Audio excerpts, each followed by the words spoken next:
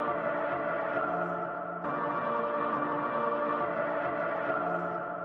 Jerome.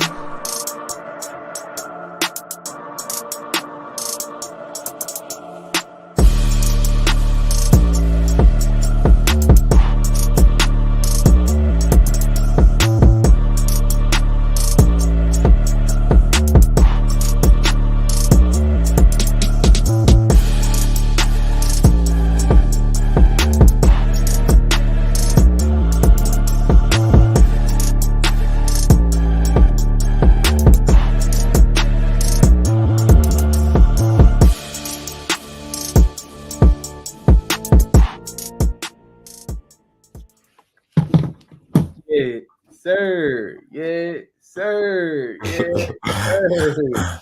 Yeah, man. What's going on, y'all, man? Welcome back to another episode of the First and Foremost podcast, man. Appreciate y'all tuning in. I'm Najeh, one of the three co-hosts here today, along with Bacon of Bacon Network to my right. Down below, Jerome of Inside the Hash is one of the biggest and baddest growing companies right here in the state of Georgia. Inside the Hashes, man. Y'all make sure y'all go follow, man. Doing this thing, man. And before we even get started, this podcast is brought to you by Phenom. If you want some cool merch, you want to show it off on Friday night, show your girl that's watching you in the stand, dominant merch that you got going on. You want to make highlights and plays. Use that promo code ITH Football for 10% off all items. And if you ball, you will get the call. I get you some free merch. So y'all stay tuned. Bacon Network, also Inside the Hashes, are at games all season long. It's just week 3. We just entering the week 3. They've already been giving out stuff all season long to formidable players. One was an out-of-state player. See, Bacon had him on his platform, his X platform, from Oxford.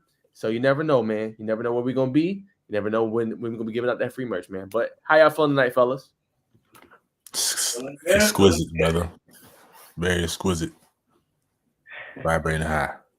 I wish I got to eat before the podcast like Brendan did,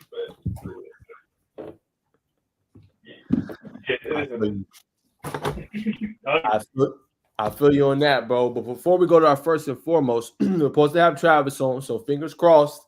He just got out of a long practice, so he won't be available at 8. But hopefully we can bring him on tonight. We do want to feature him, man. He's been having a dominant stretch to the season, man. One of the best receivers in the country, not the state, the country. And we want to feature him in that great Westlake program, man. So hopefully we be able to get him on. And also shout out to his pops who always watch our pod on Tuesday nights, man. But let's go ahead and get it started. First and foremost, man, we'll go ahead and start with Jerome, man. What's your first and foremost tonight? Oh, let me get that drum roll first. Oh, long drum roll. I got cut the short because I remember last time we were sitting here for like 5 minutes. I think kept going. But my first and foremost, man, is football here. I mean, preseason's done. College football started last week. Yeah. Got a huge upset with Georgia Tech. I'm going to let you boys talk about that because Georgia Tech had a big one. You know what I mean? High school football, like Nas said, week 3. And your boy's the king. I'm not going to say of what yet, but the boy's the king. You're going to find out why I'm the king. I'm a little excited about it right now. I actually found out today. So, but we're going to find out together, man. But that's my first and foremost, man. I'm excited with football here. Long season ahead of us, but we're finally here. If you've been waiting, like myself, the wait is over. NFL football is coming in about a week, and week 1 of college football. I know how week 0 is kind of like the, welcome back kind of week, not a bunch of huge games. You probably might get one, but the full week coming in, man, I'm excited. Go ahead, Bacon. Yeah, man. First and foremost, is not anything sports related, man. A lot of y'all weren't there, but my first and foremost has to be the EYL Earn Your Leisure Invest Fest that happened this past weekend. Friday through Saturday, man, was nothing shy of what I expected it to be. Just a lot of African American, Black people, whatever you want to say, a lot of guys walking around, man, just getting a lot of financial literacy game. And the Master Investor was giving out a lot of gems. Stephen A. Smith, Steve Harvey, 50 Cent. A lot of entrepreneurs got to pitch their ideas. You know what I'm saying? It got a lot of blessings, you know what I'm saying? Aside from the $100,000 that the that came from the Hustle family, Nipsey Hussle's family. They awarded some money to different entrepreneurs. So just a powerful, you know what I'm saying? Anytime you see that many African-American Black people come together, it's a powerful thing, you know what I'm saying? Not to see any violence, a whole lot of positivity, a whole lot of collaboration going on as you see amongst us three. So definitely tap into EYL and get your tickets for InvestFest next year. You might see me there, but above all that, you're gonna get a lot of blessings coming your way. So that's my first and foremost.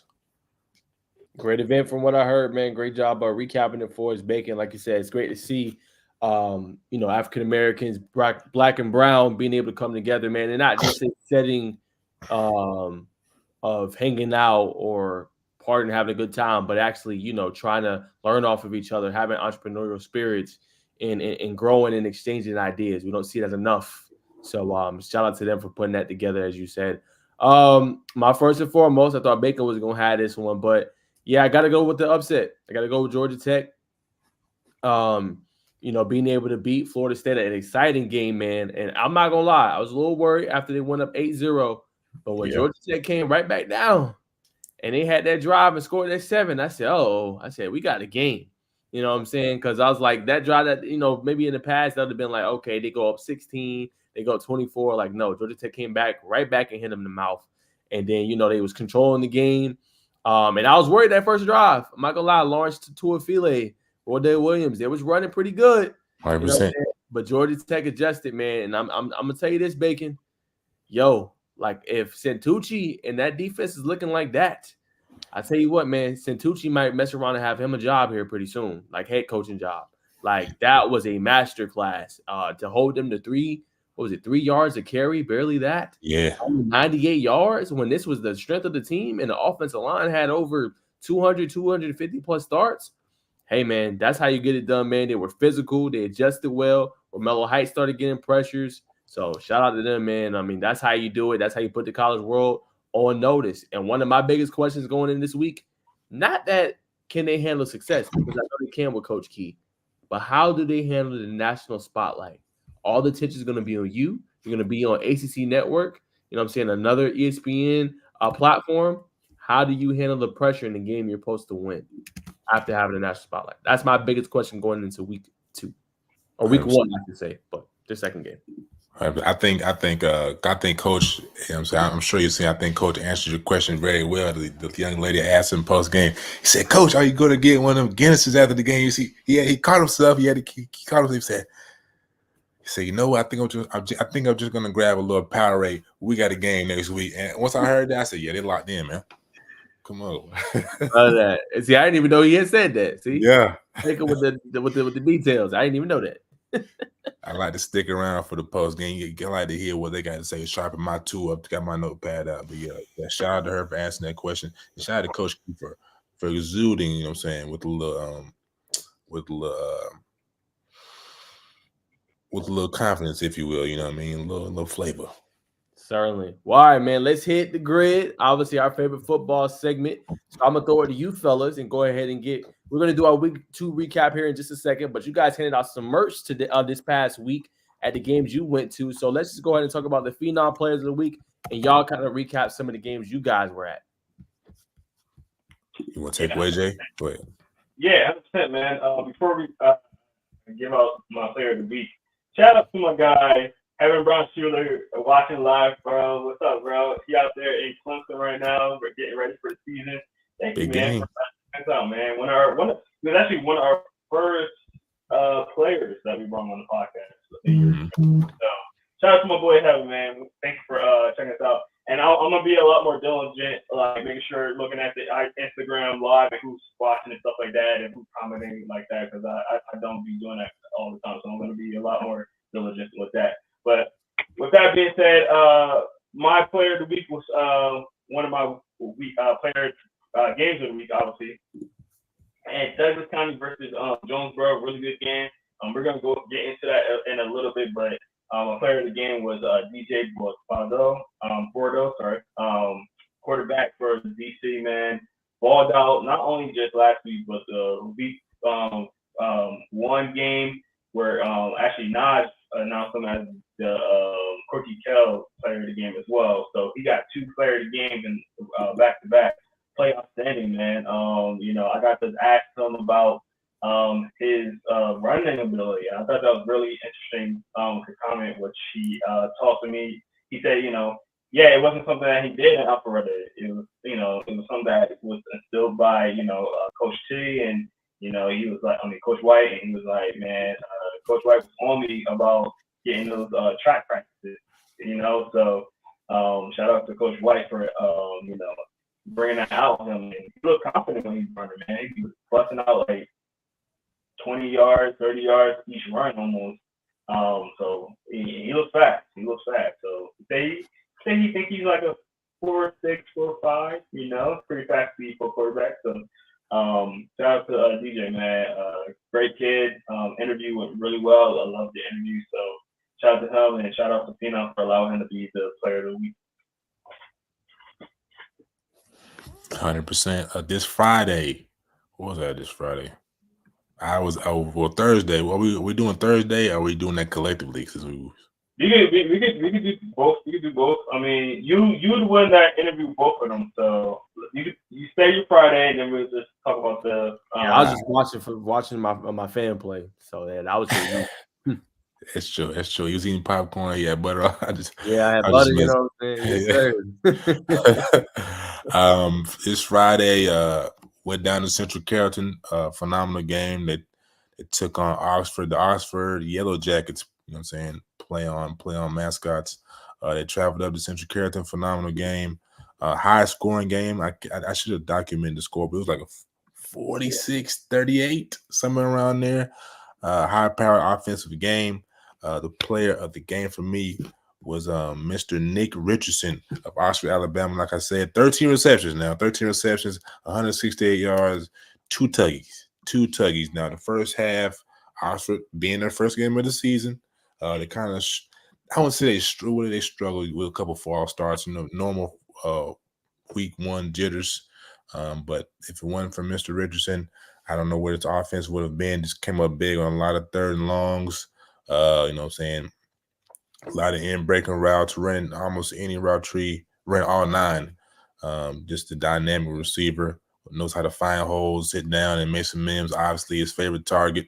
But he really carried this team along until they kind of got things rolling. So shout out to Mr. Richardson. Special play. He's a baseball athlete. I think he's leaning towards more the baseball scene to take it to the next step for his collegiate career, but very dynamic wide receiver for sure.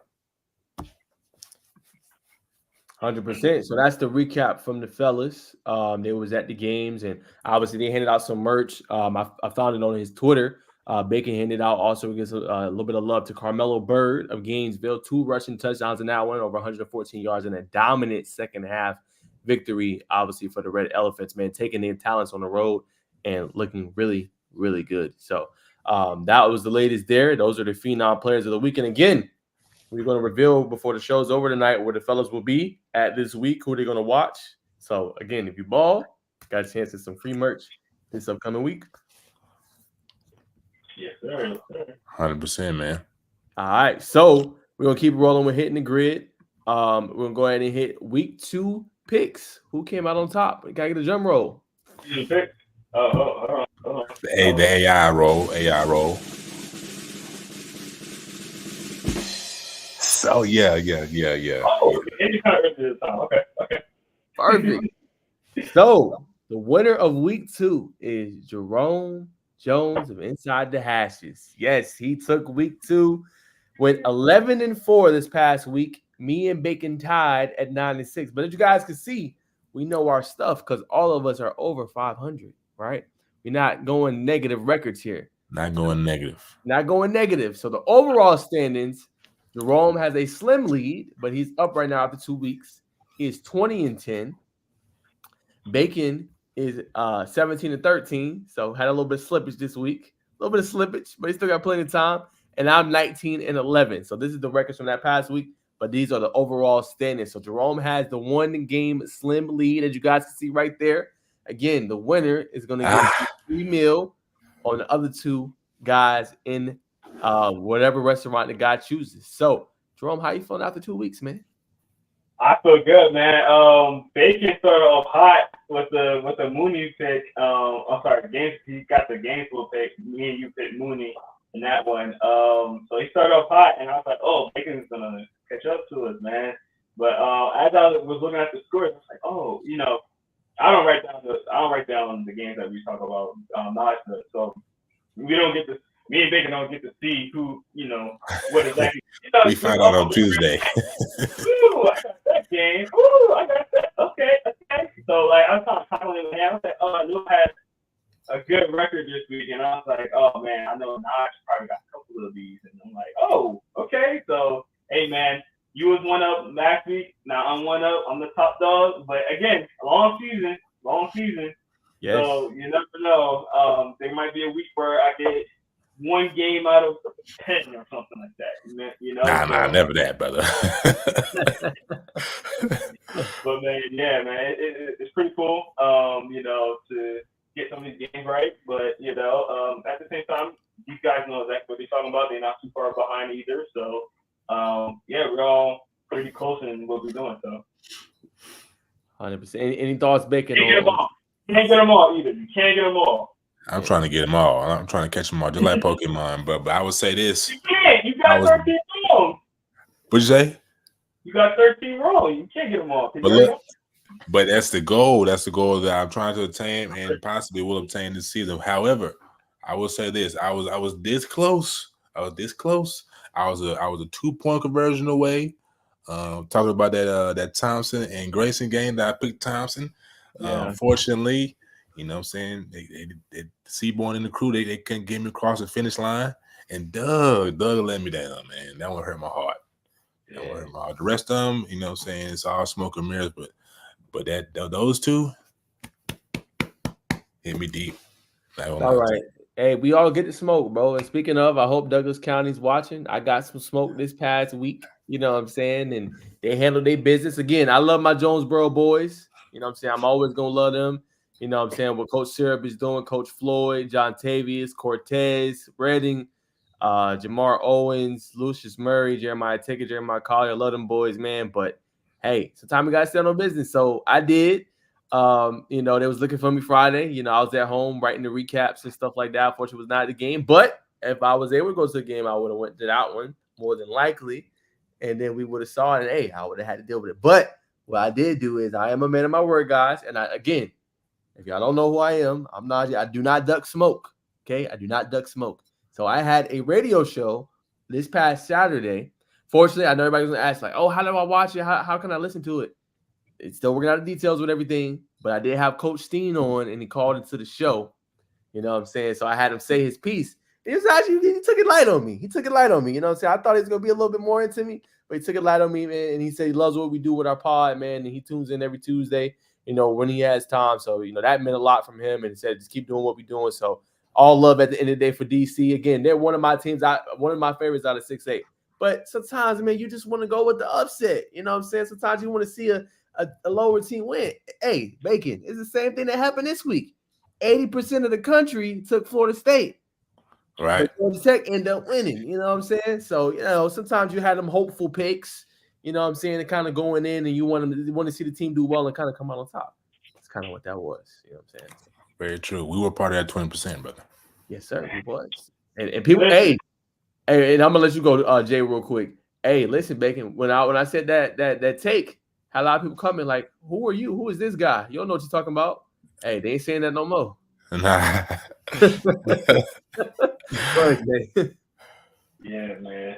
So we're gonna do a quick recap of week 2, and I definitely wanted to recap that kind of game because I mean, from the second I went in there to the end of the game, it was asking, where is Najeh? Where is Najeh? Like everybody wanted to smoke. Like, where is this guy, man? Like it was pointing at the scoreboard to me like, yo, not seen that? Not seen. I'm like, bro, he's like here.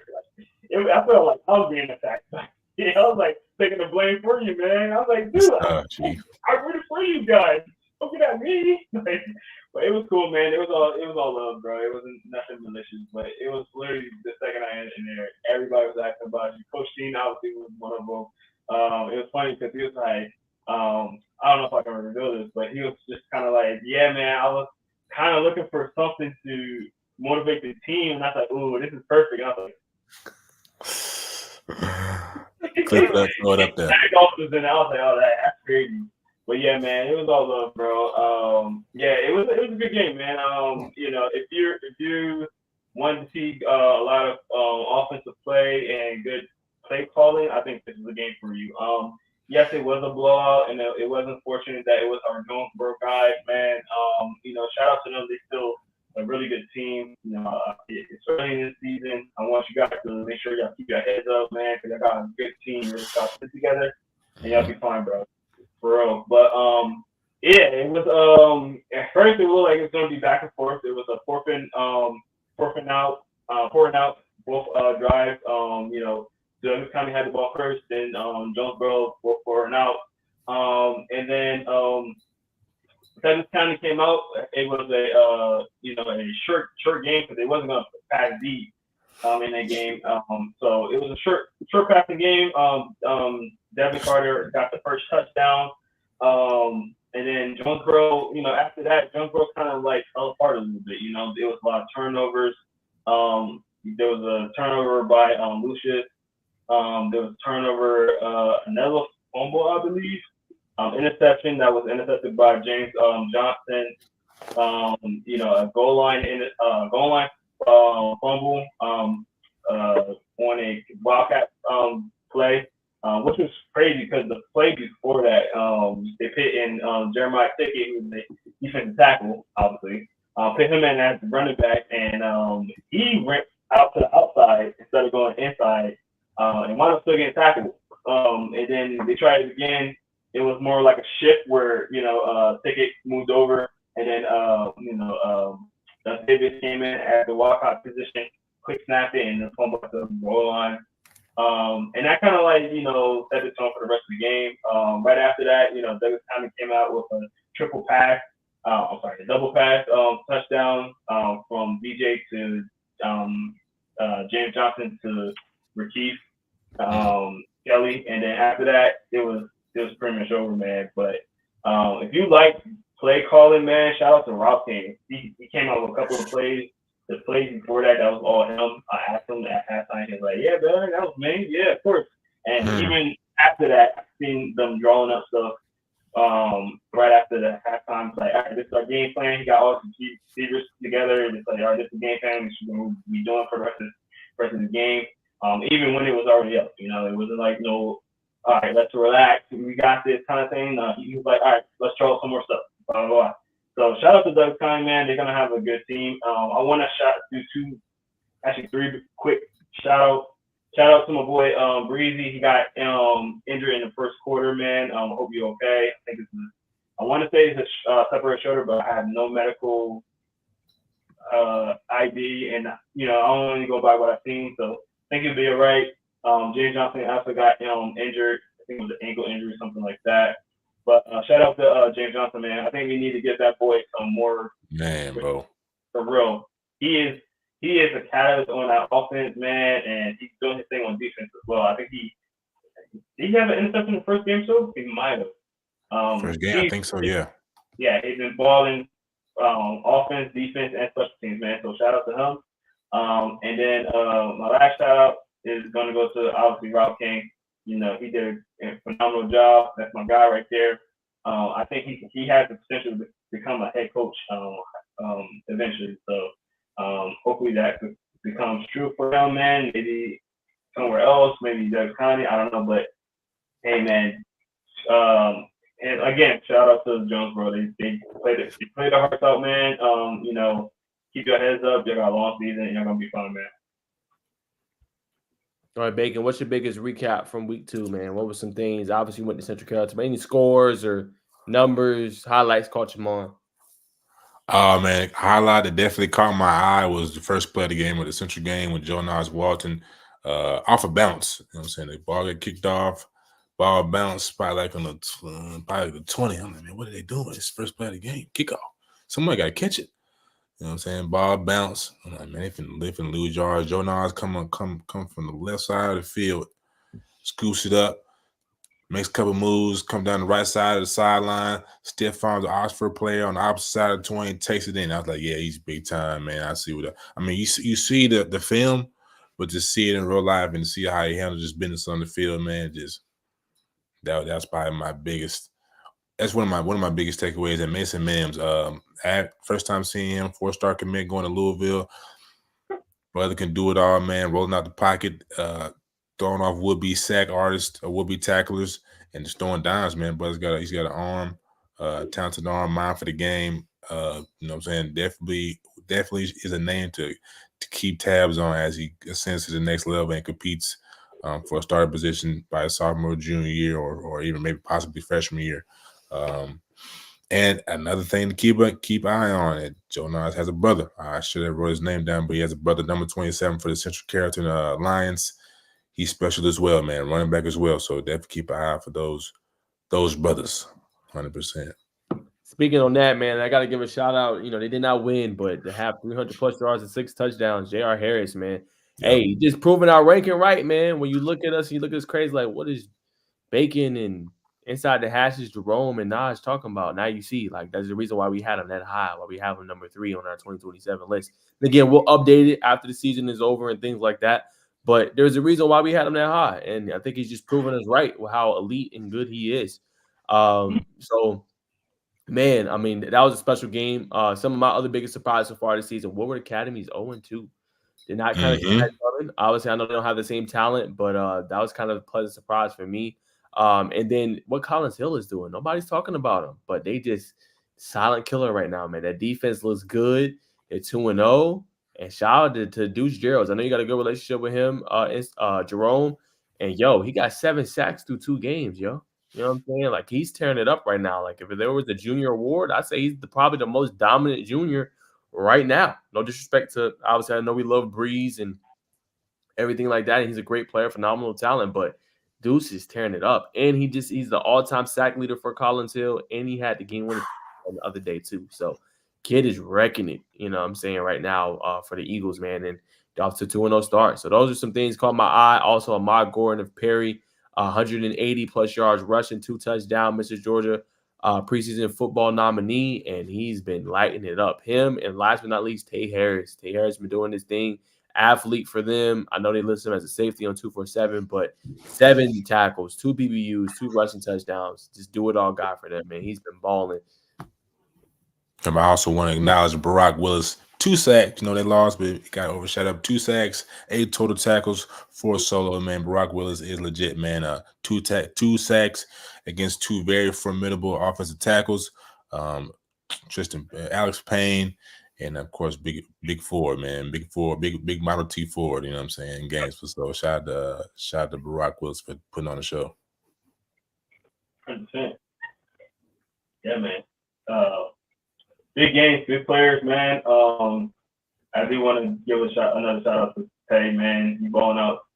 He pretty much want me to go to every game. I'm like, I can't go to every game. But I'll definitely say if you're watching, man, I'll definitely be going to it again this year. I know the first game got rained out, so I'll definitely be able to get to another game sometime this year, just not right now. I had a couple of games that I was very high already, so we'll circle back. But man, it's a fun season, man. Only 2 games, so we'll see how it kind of plays out. But I'm excited to see how it goes, man. 100%. Speaking of week 2, that's our recap. Let's go ahead and get into week 3 game picks to kind of close this out, man. So we got our top 5. So I have a top 5 matchups. Bacon has the top 5 matchups, and Jerome has the top 5. So we're gonna start with Bacon's list first. No. We're gonna start with Jay's. We started with Bacon's last week. We'll start with Jay's this week. Your top 5 matchups. I'm gonna go ahead. I have my recorder. Hey, again, I have sent the document to both of you guys, so check your emails. So I don't want you guys thinking I'm jipping y'all on y'all picks. I'm notating all this. I know y'all trust me. I'm just saying. We watching them. Yeah, you know what I'm saying? I want y'all to see that I'm putting all the picks you had in, and I'm adding them all up. All right, I know. But Jay, go ahead and get it started, man. What's the top 5 matchups this week? Yes, sir. So my top 5 matchups, man, these guys just taking all my matchups. So making it a little thin on my list, but I did make sure I've got extra couple of games in there. So some of the matchups, some people might be like, I don't know about that matchup, but this is my top 5. Based on what I had left after you guys already had, I was the last one to pick my pick. So that's what I get for being last, but it is what it is. I'm gonna start off with the first one: North Cobb versus Colquitt. North Gwinnett to win. Oh, we've been. No, I thought they played East Coweta this week. Yeah, and it's gonna be North Gwinnett. That's good. North Gwinnett, Colquitt. Too, Yeah, they play Colquitt. Oh, that's even better. Okay. Yeah. That right now. All right, North Gwinnett versus Colquitt. That's a really good game. That's even better than I thought, actually. North Gwinnett, man, we got to see them at the Coquille kickoff game. Actually, at the event, they look really good. Colquitt is not. We already know Colquitt has been a powerhouse in Georgia for a while now. I think it's gonna be a good matchup. I think that North Cobb got a lot of players underrated players that people don't know about. We had a couple of guys on there like Nick Bookman, really good running back. Makai Whedon, the quarterback number 0. They got some dogs over there. I think Zero's still injured if I'm not mistaken as well. Their number 1 running back. But who I'm taking in this one, I'm gonna still take Colquitt. I just think they're a very talented team. They got the history, really good coaching. North Gwinnett, man. No offense, I love you guys, man, but I'm just gonna go more into history. Number 0 is injured right now, so I'm just gonna take Colquitt in this one, picking in that one. Yikes! Go ahead, Bacon. Yikes! Excuse me. Hey, hold on. Before the season started, me and Nas already said what we thought about North Gwinnett. So it's not like to you guys. We already think y'all gonna be really good at the same Colquitt got a little more talent right now. You guys are kind of banged up right now. So.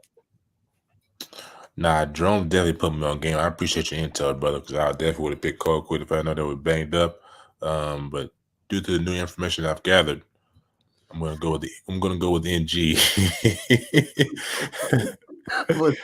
out to Jay. You gotta be quick on your feet these days, ladies and gentlemen. The world is fast. All right, Jay. I don't know what you're talking about, but it's too late. Your pick is already locked in. North Gwinnett gonna go down there and make some noise, dog. Running back is good. I actually talked to him after the game was over, and he has a slight routine ankle sprain. He's going to be good to go. He has a week of rest, so that's number 0, Tommy Lafayette. I have a good relationship with him. He's going to be ready to rock and roll. Okay, buddy? Why you didn't give me the information while I was talking then? Hey, I think I might have brought it up like my other podcast. Hey, remember this was 2 weeks ago. I think I remember saying it on the pod 2 weeks ago. Might got to pay a little more attention. But I got Ryan Hall and them boys going down there. Nicholas Bookman, who was your phenom player of the game, right? Eric Ronan, Braxton Kyle, who's looking like he could be trending to an SEC school out of South Carolina, who my boy right there to the right writes for, Bacon Network, and also Georgia, who he also writes for. You know what I'm saying? And he also does write for Georgia Tech as well. Not that matters on this one, but he does for the 2 SEC schools that he could be potentially going to. All right. And you got Cole Funderburk, Jake Godfrey, Malachi Whedon, and he also got Chandler Jordan. I'm going on with North Gwinnett, man. It's going to be easy money. North Gwinnett. Yeah. Go ahead. Gaining ground, Jerome. We're gaining ground. Yeah. Easy money. Information.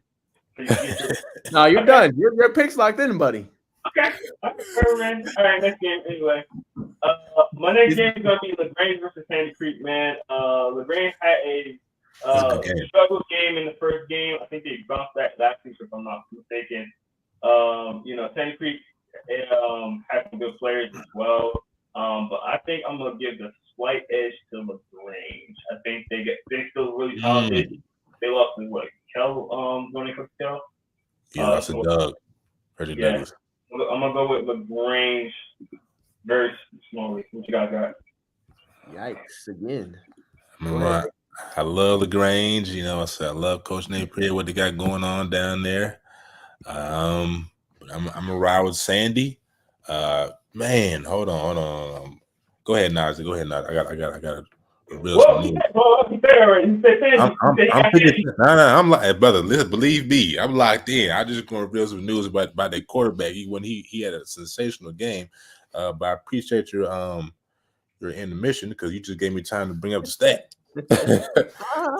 Quarterback Caleb Hill, the Sandy Creek Patriots, had a sensational game this past Friday. 14 of 18, 296 yards, and guess how many touchdowns? Uno, dos, tres, cuatro, cinco. He had 5 touchdowns, man. So Caleb Hill is trending in the right direction. It's possibly that sent over that information to me.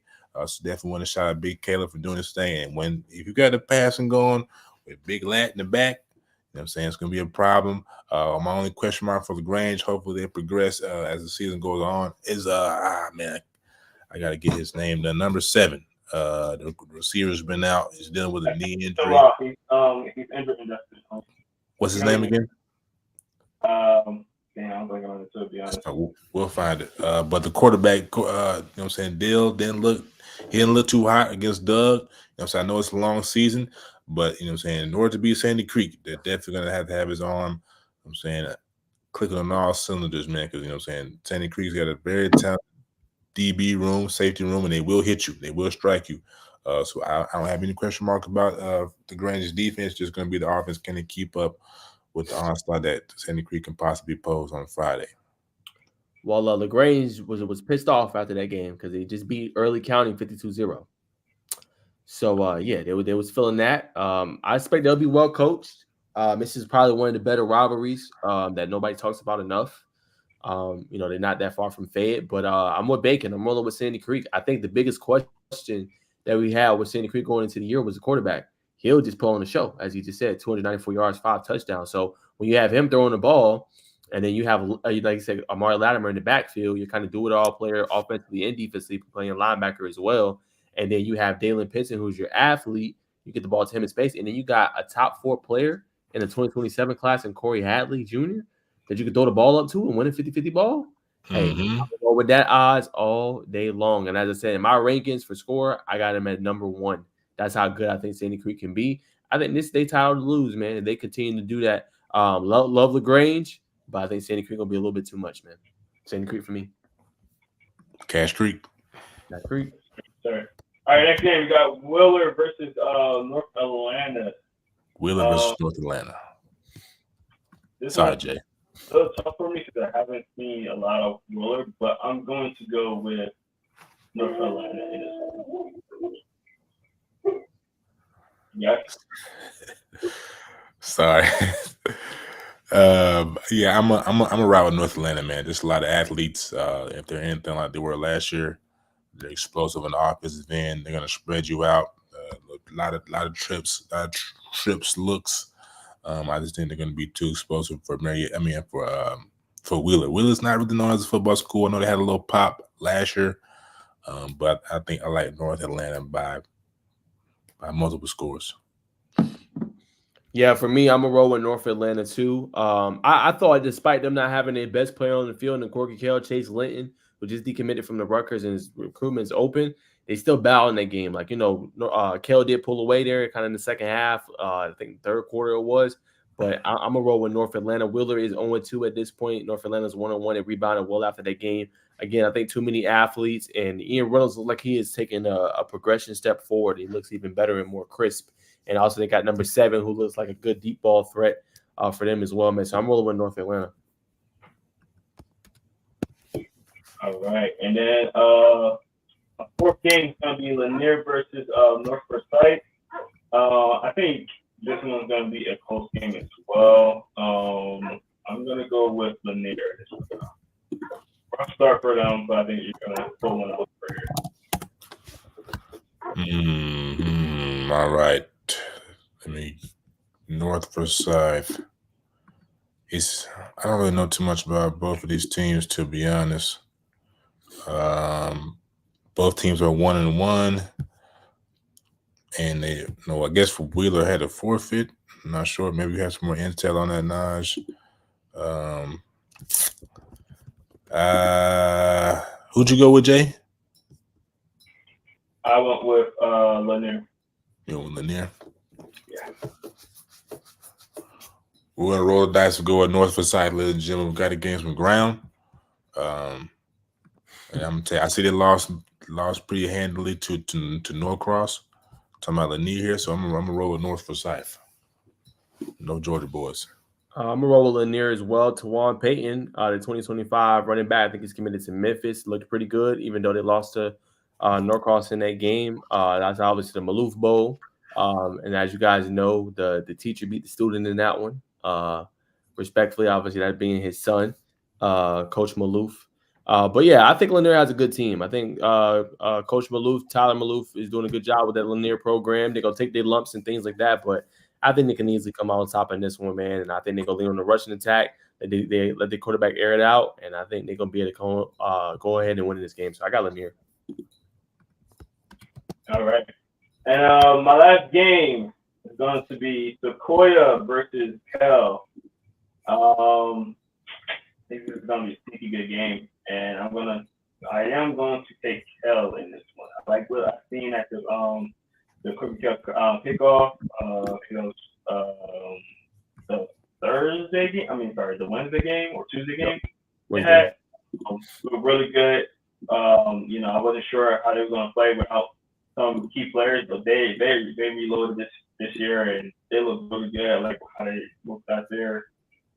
Sequoia has a good team as well. I think both teams are going in undefeated, if I'm not mistaken. I'm taking Cal. Yeah, I'm picking Cal as well, man. That Mooney Gibson, number 13 is dynamic in the passing game. Just defense is solid. I think this is a big Cal Longhorn game for sure. Yeah, I'm with y'all. I think Cal is on a mission this year. I think the biggest term, and I interviewed him on TV, was with Coach May, and he said the biggest thing that they emphasized was finishing, and I think this team is finishing. They finished against, obviously, North Atlanta, and obviously they beat Alpharetta the following week, and I think it's going to be more of the same on this one, man. I think Cal is too talented, and I think, like you said, the coaches, I feel like they know each other well. They know each other's styles, and I feel like you see that every Friday night. They got so many weapons, man. Underrated. I hope he gets another big D1 offer. That's Jaden George. I think he's one of the most underrated, slept-on receivers in this 2025 class. Braden Rouse coming into his own. 17, 18 plus offers, man.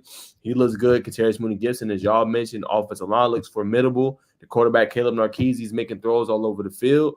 This thing, they got a lot of ways to beat you, man. This team looks good. They look disciplined, and like they're ready to go. So I'm rolling with Cal. I'm saying quick side note, man. I just looked at last year's game, Lanier versus North Forsyth, and it was a close game with Lanier winning at a very narrow victory of 27-21. So we will see how this week 3 matchup goes. Yes, sir. It's on you, Bacon. All right, ladies and gentlemen, we are segueing into the 2 of 3 5 games that we're looking at for the week 3 matchup. Starting with the banger, man, the Battle of Highway 27, Carrollton versus Rome. I'm not just gonna have to give you the intel on Rome. I know they got a linebacker who's legit, quarterback who's supposed to be coming to his own this year. But Carrollton needs no introduction. We talked in the offseason about them having the starting 5 on offense, starting 5 me and the basketball team, Peyton Zachary. Dang it. Number 4, Ryan Mosley. We just our past interviewee, number 21, Kamari Farmer. And everybody knows the man with the golden hair, Julian Lewis. And everybody knows about the defensive backfield. I'm going to roll with Carrollton, man. I believe since Julian Lewis has been there, I believe they beat Rome every year. So going with the data, going with the statistics, I'm rolling with Carrollton. What you got, Jay?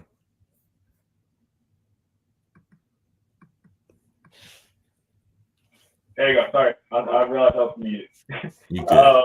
But yeah, I'm going with Carrollton too, man. I totally forgot they got Darian Barney back there with Zealous Hicks, man. So that secondary a lot on lock. Also including the corner that they already had. I forget his name right now. But yeah, the secondary is on lock right now, man. They got good pass rushers. They got Zeke on there and on the team as well. Man, you already mentioned Juju on the offense, but all the receivers, weapons they have. I really do think it's Charleston's game, man, and I think it's gonna carry out until we see that Charleston and Douglas County game, which is gonna be interesting. But that's my take. I'm taking Charleston as well. I believe it's on the road too as well. I believe they're in Rome. No, I think this is Carrollton. It was in Rome last year. That's right. That's correct. Yep, I think they're in Carrollton. But yeah, I'm with y'all. I'm gonna go with Carrollton. I think the question will be, how do they kind of come back from everything Rome's dealt with, over the last couple of days, or weeks, I should say. The bus incident. Obviously, Jaden Harmon flipping, from Alabama to Tennessee. He's a star player. Defense is always pretty good. You probably could see a low scoring first half to start, I think, as they try to get comfortable and get going. Because remember, y'all, this is their first game. This is Carrollton's third game. You know what I'm saying? So they're gonna be feeling good. You know what I'm saying, going in. So I'm gonna roll with Carrollton. I think Rome just gonna adjust a little bit. Could be low scoring, but I think Carrollton comes on top. Just too many weapons, man. It's gonna be tough to stop. 100%. I believe Ryan Mosley. I'm trying to pull up the stats here as we speak. I believe Ryan Mosley is leading our receivers with 4 touchdowns. I think he's got 150 yards on the season already. My max prep is tweaking, so I won't waste your time. But like I said, we're rolling with Carrollton as a collective. The next game on the list is going to be Marist versus Woodward Academy. We spoke it earlier on in the show. Woodward Academy is off to a sluggish start, 0-2. And Marist, Marist is a very competitive team. Sporting athletes like Trace Gaines, Braden Lewis. Who's the young man who's on the touchdown athlete to watch this year? For Jack Ewart. Jack Ewart, yep, the quarterback. Jack Ewart, the quarterback. So you know what I'm saying, they got some pieces. This is a tough one. I'm gonna roll with Woodward to get back on track and go 1-2.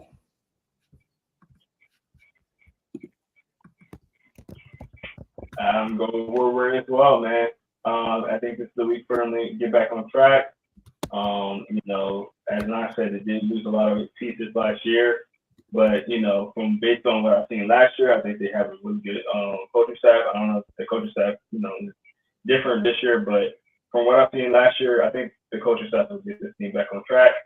So I'm thinking Woodward Academy as well. Yeah, I'm gonna roll with the opposite on this one. I'm gonna go with Marist. Low scoring affair. Got them unfortunately giving Woodward their third loss, and got them going up on top, going 2-1, man. So I'm going with the odd man out. I'm going with Marist. It's not a bad pick. It's not a bad pick at all. Third game. Prince Avenue versus Blessed Trinity. We know what's our number one guy? David Jacobs. David Jacobs, man, elite. Can he slow down Mr. Ben and Mr. Ben and Uncle Ben and running back Andrew Beard and the crew, man? I think not. I'm rolling with Prince Ave here. All right, Prince Ave for you.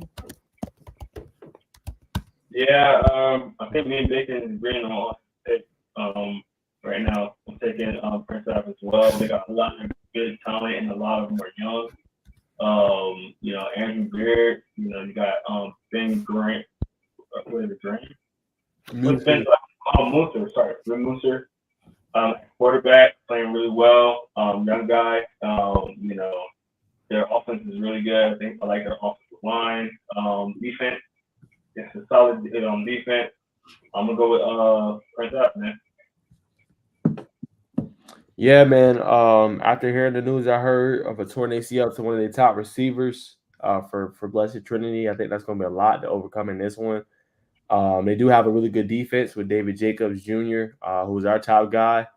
It's some really good pieces overall. Brooks Goodman just got a 3-star. Ole Miss is heavy after him. They do have Bryce Lewis as well, who's committed to Boston College. So they got some pieces, man, but I think Prince Ave is going to be a little too much, man. And I don't think that, that tandem and how good they are offensively, Blessed Trinity is going to be the same without that receiver that got hurt. So I'm rolling with Prince Ave as well. 100%. Last but not least, this is a big rivalry. You know what I'm saying? If you know about if you know about football, North Georgia, Dalton versus Northwest is a big game. However, I believe Dalton holds the historic overall winning record. So I'm going to roll with the Catamounts, Dalton. Yeah, agreeing with all of them. I'm going with Dalton as well. Don't know too much about Northwest, to be honest. So I'm just going off of what I know. I know that Dalton is a pretty good team, so I'm going to go with them. Pull up some news. Yeah, Dalton's pretty good year in, year out. Yeah. Always have a really good roster. May they have the most formidable players, but they always play well as a team. And I believe who came through Dalton, you guys right know he's in the NFL, Jahmyr Gibbs. So they always can produce some good talent. It's slept on, underrated, man. So I'm going with Dalton as well. They hold the historic series. I think he's going to have just a little bit too much. But Bacon, you got one more. Oh, yes. Excuse me, ladies and gentlemen. That's not what's in last but not least. Last but not least will be Luella versus Commerce. Luella's they got some talent. They got some talent. Markel Aguirre, he's three-star, I believe, he's a 3-star defensive back right now. On the opposite side, Commerce got a formidable offensive line. Star running back Jaden Daniels. So it's going to be interesting to see how these two teams collide. Last I looked, I haven't looked recently, but I know Markel's playing a little quarterback. I'm not sure about this year. I'm not sure how they're looking at quarterback. But this is a tough one here. I think I'm going to roll with Luella, man. I'm going to roll with Luella. I think they're going to have just a little more talent, overall talent. You know what I mean? Yeah, I'm going to roll with Luella. I was hoping we didn't agree with all your picks, but I guess we are. I'm going with Luella as well, man. Yeah, my bag, Jay. I'm going with Commerce, man. Got to have a game for them, man. They're 0-2. Does it matter in terms of region standings? No, but I think you want to build some good momentum. You don't want to go 0-3. So I got this game. Jaden Daniels goes off. He has a big game, over 150-plus rushing effort, and I'm going with Commerce to come out on top, man. I got them getting the big victory, going 1-2. Yeah. All right, man. It's on me to kind of conclude, man. Y'all know I always had the best picks. You know what I'm saying? The best matchups in the state. Y'all know how it goes. You know how it goes, man. So we got, hey, man, go ahead and get your popcorn ready and tune in for the show, man. These picks here are going to be off the chain, man. So let's go ahead and get into it. I think these are going to be the ones that separate all of us. You know, we've had some that we've agreed on, but these picks right here is going to separate all of us. So we're going to start with man, I can't believe this game's not on TV. Like, 100%. That's how good this game is, man. Like, Middle Georgia. Like, man, somebody got to put this game on TV next year. Houston County versus Perry. Who y'all rolling with, fellas? Did I call it Houston, not Houston? No, it's Houston, not Houston. Not Houston, Land, Vegas. Yeah, no. Not like the Houston, the city. It's Houston. I'm not going to talk about it. How do you pronounce it? I'm a roll. How do you pronounce it? I'm a roll with Houston County, man. I'm a roll with AJ, man. Point blank, period. I understand. Perry's a little bit formidable team, probably a little more complete. But I'm with Mr. AJ. You know what I'm saying, to do his thing, lead his team, and lead him to victory. Oko all the way. Let's go. Oko. Go Bears. Go Bears. like Caleb Williams. All right, I'm going to go against the grain. I was going to go Houston County, but I want to kind of be a separator. So I'm going to go with Perry, man, my boy Ahmad Gordon, my boy Corey Pettigrew, and their head coach, man, one of the best ones in the state. I'm rolling with them to get this win. This will be at Houston County, so it will not be easy. That's not saying I don't believe in Coach Edwards or Antoine Hill or Isaiah Mitchell. They got dogs. I just want to go with the other opponent. So I'm going with Perry on this one. All right. Next one, we got another big rivalry. Warner Robins versus Warner Robins. Chastain Brown, Isaiah Gibson. Got some dogs on both sides of the ball. Who y'all going with? Warner Robins. Warren Robins. Let's go Devils. Demons. Demons, whatever, man. You know. Hey, got to say their name right, man. All right, so this one I think we all in agreement. We all running with Warner Robins. They should come out on top. Northside does have a really good team. They all do share the same stadium. But yeah, I'm in agreement. I think Warner Robins comes out on top. Will be a good game. Probably low scoring, but Warner Robins should come out on top. All right. Walton versus Roswell. Should be a pretty good. Roswell got a pretty good team. Walton got a good team this year. I know you got some close ties to Walton. I'm kind of torn on this one, y'all. I'm not gonna lie. It's hard to say, man. I like Roswell and Coach Pruitt and what he's brewing there. It's tough, man. But I'm gonna roll with the Hornets. Yeah, I'm gonna roll with the Hornets. Nah, I'm not even trying to copy you, but I'm gonna roll with the Hornets.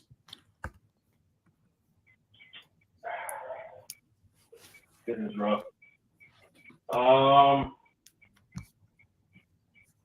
War Nation. Tell me all I need to know. You going with Walton? I'm going Walton. All right, man. Two more. I would say the best one for last, man. Cedar Grove versus Collins Hill. Can Cedar Grove avoid an 0-2 start, or will Collins Hill jump out to 3-0? One of their best records since the Travis Hunter and Sam Horn days. Yes. I'm going with the Hill, man. What'd you say? Jay got Collins Hill. We're gonna roll with Cedartown. We're gonna roll with Cedartown. We're gonna Cedar Grove. Cedar Grove. Cedar Grove. Oh my goodness. Oh my goodness. No disrespect, fellas. But I gotta be a fool. I gotta go with Collins Hill. Whoa. Collins Hill. Had to catch yourself there, huh? Hey, I appreciate you, brother. Boy's gonna go see the town.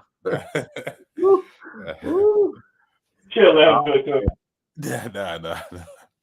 Yeah. Oh, we got a comment, Jay. Oh, we do. Oh, let's go. Collins Hill too. Let's go. Thanks for getting on Livewire Q. Appreciate you. Appreciate you tuning in, man. Yeah, we going Collins Hill too, man. They've been off to a hot start. Coach Swick got them boys playing, man, and they ain't messing around, man. Don't be surprised, man. They might be coming for a regional crown, man. That's all I'm saying on that, man. He got them boys ready, offensively and defensively, especially defensively, man. So yeah, we going with the Hill. They come out on top.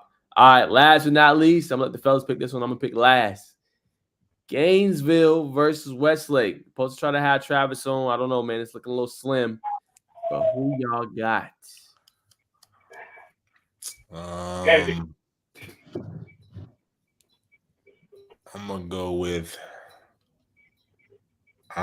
with Westlake. The reason being is it's gonna be the defensive backs. I mean, I'm sure Coach Nib was definitely gonna bracket Travis. Quarterback's name is RJ. Sean Smith. Talking about for Westlake? For Westlake. Sean Smith. Sean Smith he's not a quarterback that throws the ball away. They don't turn the ball over against Gainesville. They play stout run defense. I believe they have enough to take down Gainesville and hand in is it their first loss of the season? It would be. It would be the first loss. Never lost in the regular season in Georgia. So I'm gonna roll with the Westlake Lions. All right, man. This one's tough. But I think I'm going to go with Gainesville. I would like to see, Griffin versus Gaston. That's going to be a really good matchup right there. That's going to be fun to see. And, whoever comes out of that, it's going to be, I think it's going to make the difference of the game, to be honest. But Gainesville showed me a lot when we went down there at versus Mooney. They're not scared of any kind of talent, and hope Travis still gets on the podcast after me saying this, but I'm gonna little Gainesville in this one, close matchup. It's gonna be fun. I think it's gonna be pretty high scoring. I'll say like mid-20s on both teams. But I think Gainesville's gonna have the slight edge. I like with their quarterback. I think he was number 9 or 6, one of those. Cream. Yeah, and I like what he did with his legs, man. like we did with Lake. So I think that can be a big factor in this as well. So I'm gonna give her a slight edge to Gainesville. 100%. Also, Travis, AJ Terrell, excuse me, not Travis. AJ Terrell will be retiring his jersey. You know what I'm saying? At the stadium, which is all going to be the more to give them, you know what I mean, momentum to bring that thing home. Because I know he's going to give them a hellacious speech in that locker. Withholding information. God. Come on, brother. Come on, bro. You can program, bro. Yeah, man. Stay tuned to the news, bro. Y'all wrong for this. Well, yeah. When you're in the king seat, I get it. You're in the king seat. You know, you gotta do what you gotta do to win. So I get you. Okay, I see how it is. 100%. Before we conclude, kind of lonely at the top, so you know, yeah. I'm gonna say before we conclude, I want to also shout out Darion Horsley, the Mississippi State commit for East Coweta. He had a pick six game against Noonan in a big rivalry game. So shout out to him and the brother special. If you don't know the name, you will know the name in the next 2 to 3 years. Darion Horsley, man, a brother who grinds, puts in that time, and shows his hard work on the field. So shout out to him. Certainly. To wrap up the picks, I'm still torn, man. I don't know. Honestly, because I feel like Westlake got the receivers to win on the outside, and I feel like they got a line that can hold up enough. My question don't reside with the offense. It's the defense. They look good against Doug, but Langston Hughes put it on them for 52. And Travis ate that game. So it's like they're probably going to bracket Travis, but they got another dude that's a dog. 3-star, low underrated, Deion Thomas.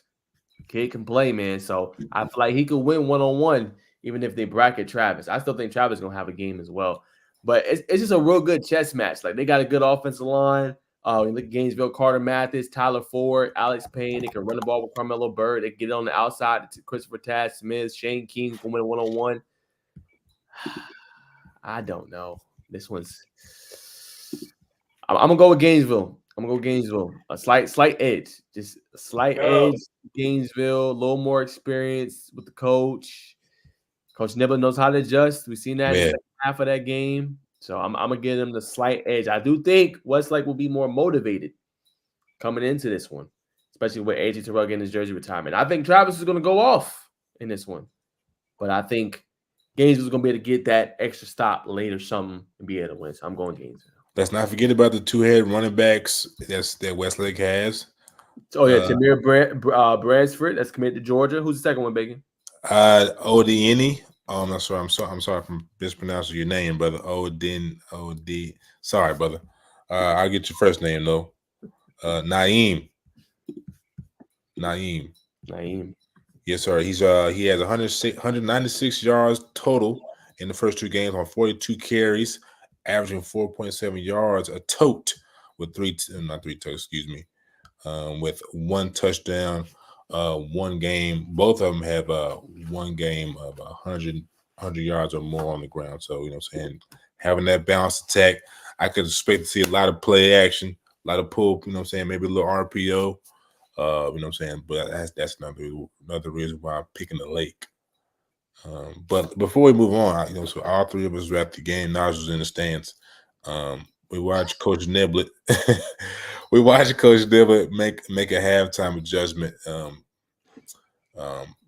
What do y'all think was that big adjustment? I think he was running more bracket. Like, he didn't allow. I think they knew Josiah Dozier was really good, so they was like, we're not going to beat him. We're going to have a safety over top. And I think he simplified the offense. He got out of Kareem Hughley's hands pretty quick, and they throttled them with Carmelo Bird. I think that was what it was. I'm telling you, man, that is a tough game. Like, that's some must-see TV. Will be on Peachtree Sports Network, man. It's a tough one to pick, man, because I like Westlake, I like Gainesville. I'm in good with both programs. It's tough, but yeah, man. I think that was the biggest adjustment, and they started creating more pressure. So if you've seen Bacon from up top in the stands, bringing an extra design blitzer. Right, they was moving kind of Xavier Griffin over. Like at first in that game, he was kind of playing more linebacker. Yeah, they started moving him up into that edge position on the left and the right side, trying different things. And he turned the game up. I'm telling you, turn the game up. And them DBs was winning on the outside. They couldn't create separation, and they couldn't get the throws they wanted. Got it. Yeah, I'll agree. I think it seems like they just ran like you said, simplified the offense, ran the ball a little more in the second half. You know what I'm saying? Obviously, like you said, they moved Griffin from linebacker to edge, forced two forced fumbles coming out the edge as well, and the DBs seemed like they will win the entirety of the game. And they kept Barack. It kept Barack kind of. He had 2 sacks, which I really can't say they kept him on the wraps when he has 2 sacks, but he, you know what I'm saying, only 4 solo tackles. They started isolating them, if you remember.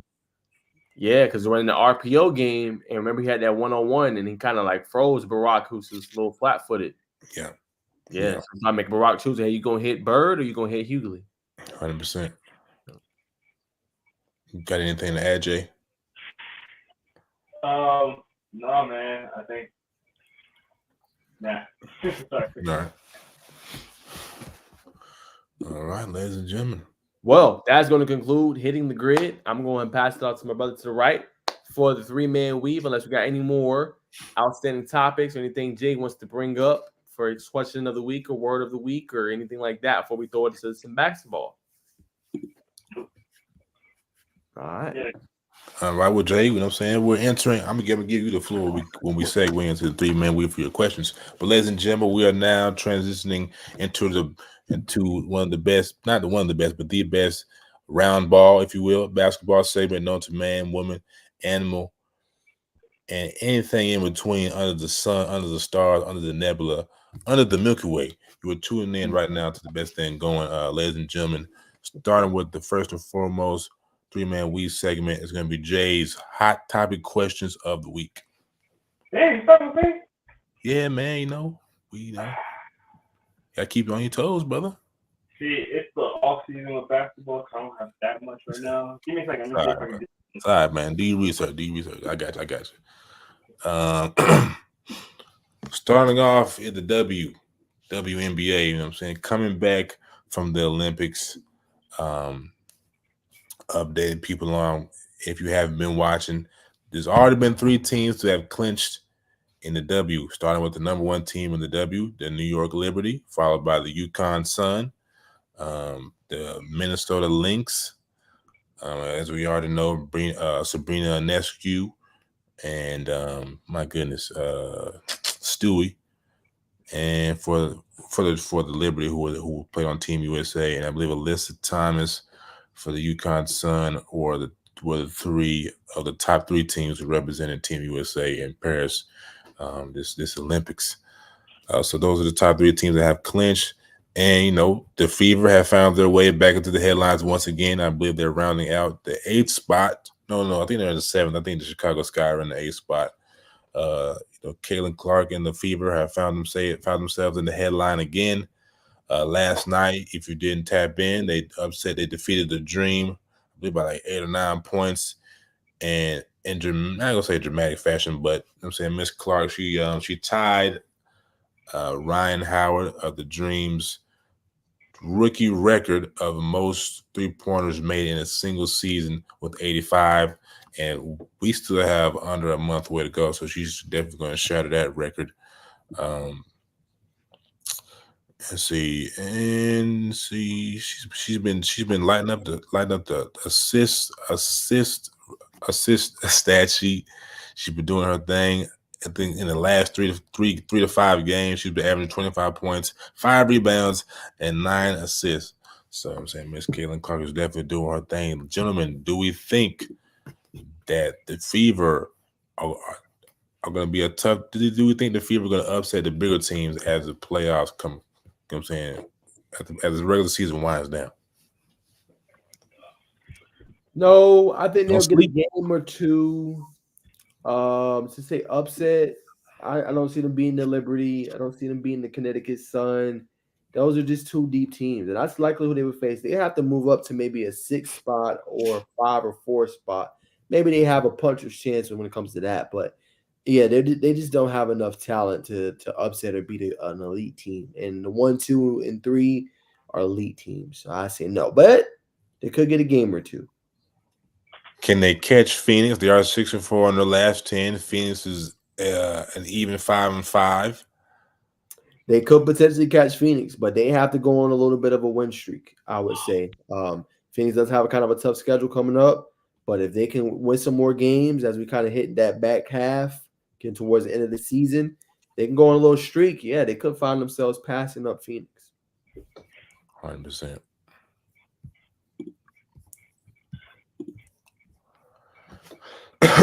Let's see.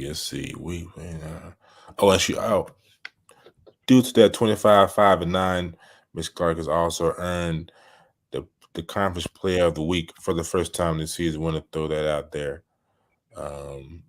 Let's see that they beat the Dream 84-79, 64 in the last 10, as I already mentioned. So that's pretty much the latest. Oh, I think what was it? I think Miss for the Sky, Miss Reese. What did she? So Angel Reese hit another 20 rebound game. That is now her third consecutive 20 rebound game in a game that was filled with a lot of enthusiasm. Angel Wilson actually hit the game winner. So this is a big time win for the Aces because they're in, I believe, that spot might be 6th, maybe 5th. I'm not sure. But they're trying to kind of stave off those other teams that are down below. So they moved to 18 and 11. So it was a big time game winner for them. And yeah, like I said, Angel Reese is just a rebound king. And she balled out in that one. And then real quick, I want to talk about Indiana Fever. Had a big win over Atlanta Dream the other night. Set an attendance record. Yep. Atlanta Dream did. Over 16,000 plus fans in attendance. Tina Charles did her thing, dropping 28-8. And Kelsey Mitchell for Indiana dropped the team high 29 points. Clark added 19. The Dream dropped to 10-19. Playoff chances not looking too good right now, but a pretty thrilling game nonetheless. That is true. And she also hit that record time shot over Ryan Howard herself. So shout out to Kaylin Clark, the Dream, and the rest, and the top 3 teams who have already clinched in the playoffs. We will segue into the transfer portal for GHSA 5A basketball. I will share my screen here just a second. All right.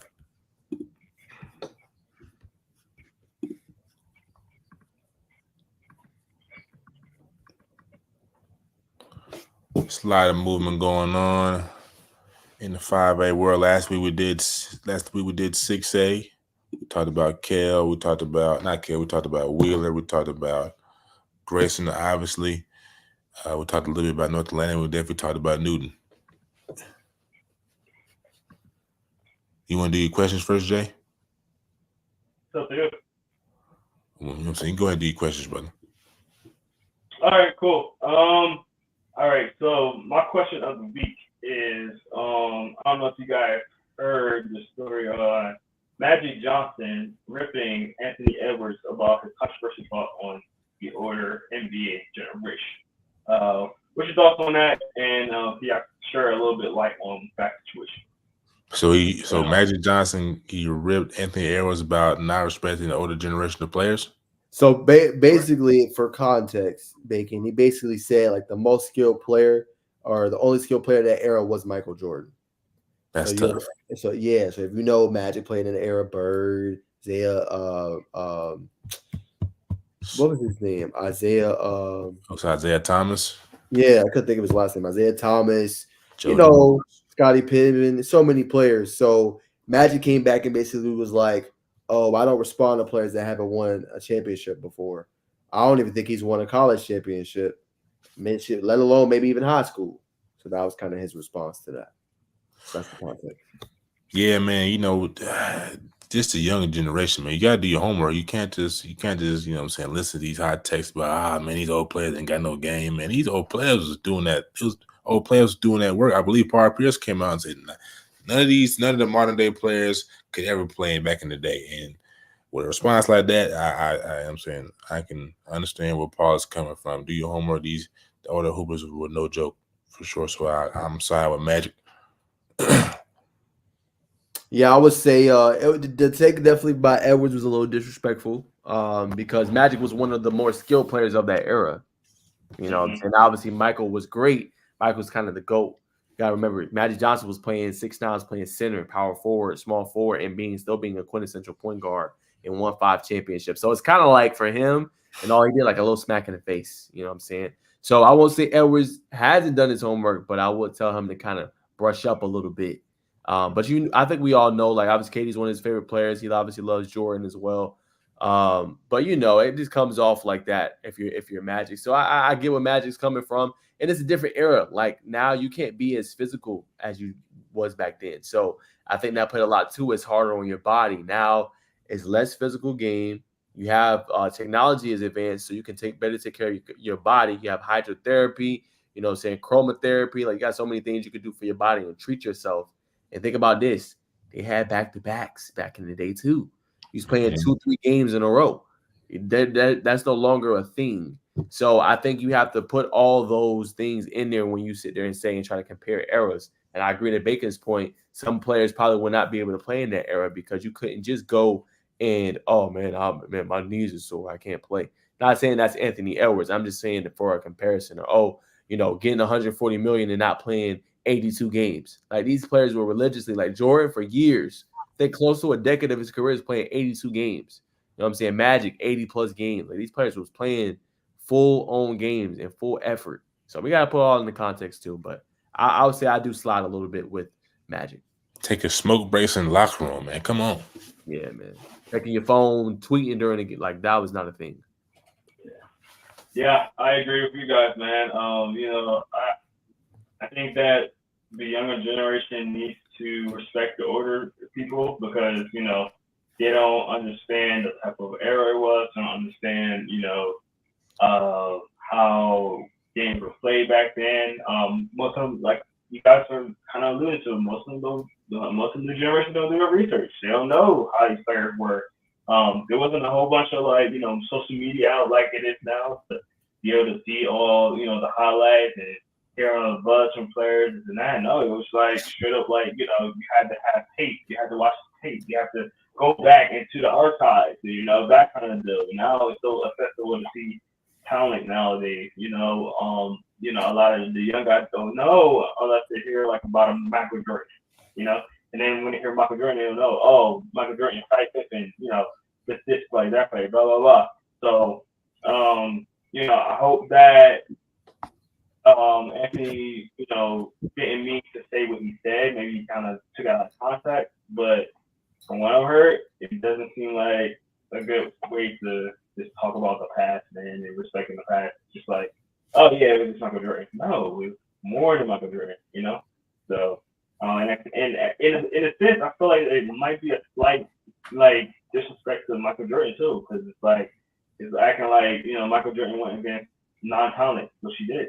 He went. It was a lot of good talent back then where Michael Jordan was going against. So, yeah, man, I agree with you guys for sure.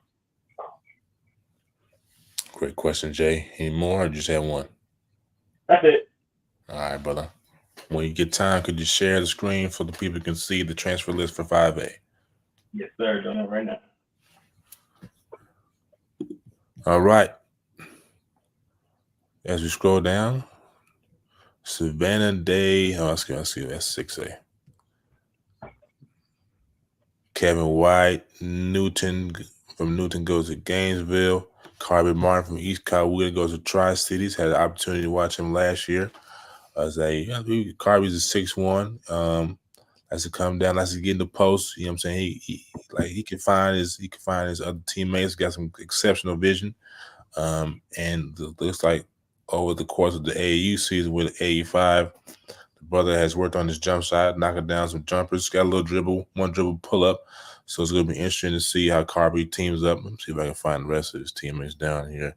I do know they have, I believe, Trey Keith, who came from Fayette County, and Jalen Wingfield, who came from Thomas Central. So as of right now, unless I hear any intel or see anything otherwise, they are my pick to win 5A this year. Okay, Gainesville's got some action going on. Kevin White, Jackson Jones coming from Collins Hill,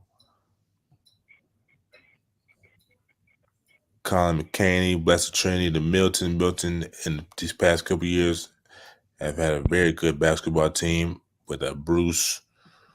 I can't remember his last name. Bruce went to Ohio State. Bruce is no joke. Langston Hughes, Ethan Carter from LA Premier Prep, California to Langston Hughes. That's a big pickup. Rock Creek Christian. So you got another brother from Rock Creek Christian, Maryland to Tri-Cities. The brothers can hoop up there in the DMV. Sean Van Dorn. Let's see what else we got on this list. MJ Madison for Pace Academy to Alexander. Nathan Earl goes to Milton. Caden Earl brothers going to Milton. Solomon Bratton going to Milton. Let's see.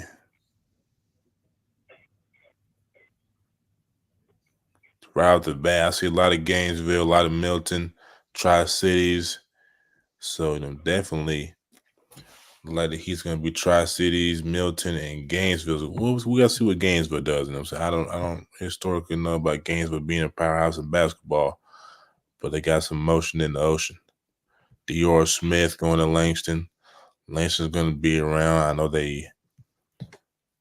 they're under a new regime. Coach went to Decatur.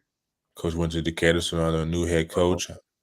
Not sure the name of the new head coach. You know who the new head coach is, Najeh? I do not. Just know the old head coach.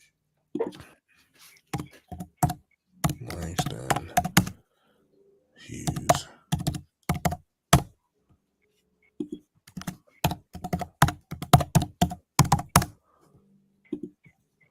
So yeah, definitely Tri-Cities is my pick to win it.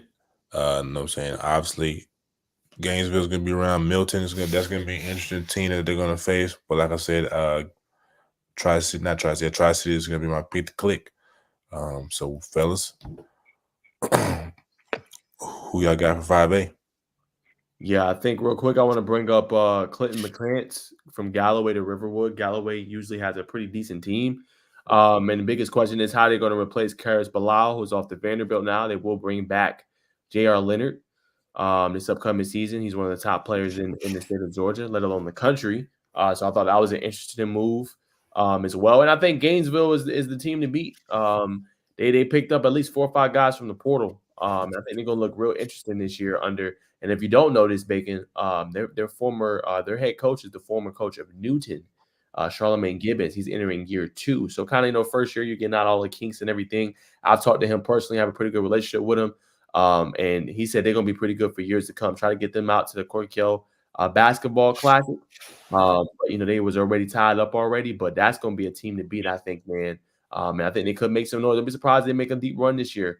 With all the time they're bringing in, and that guy Jackson Jones, long, athletic, Bacon, 6'7", real athletic wing. So I think them and Gainesville is going to have a good team. I think you put Milton in that combo, as you have alluded to. The Earl brothers, I heard they can hoop.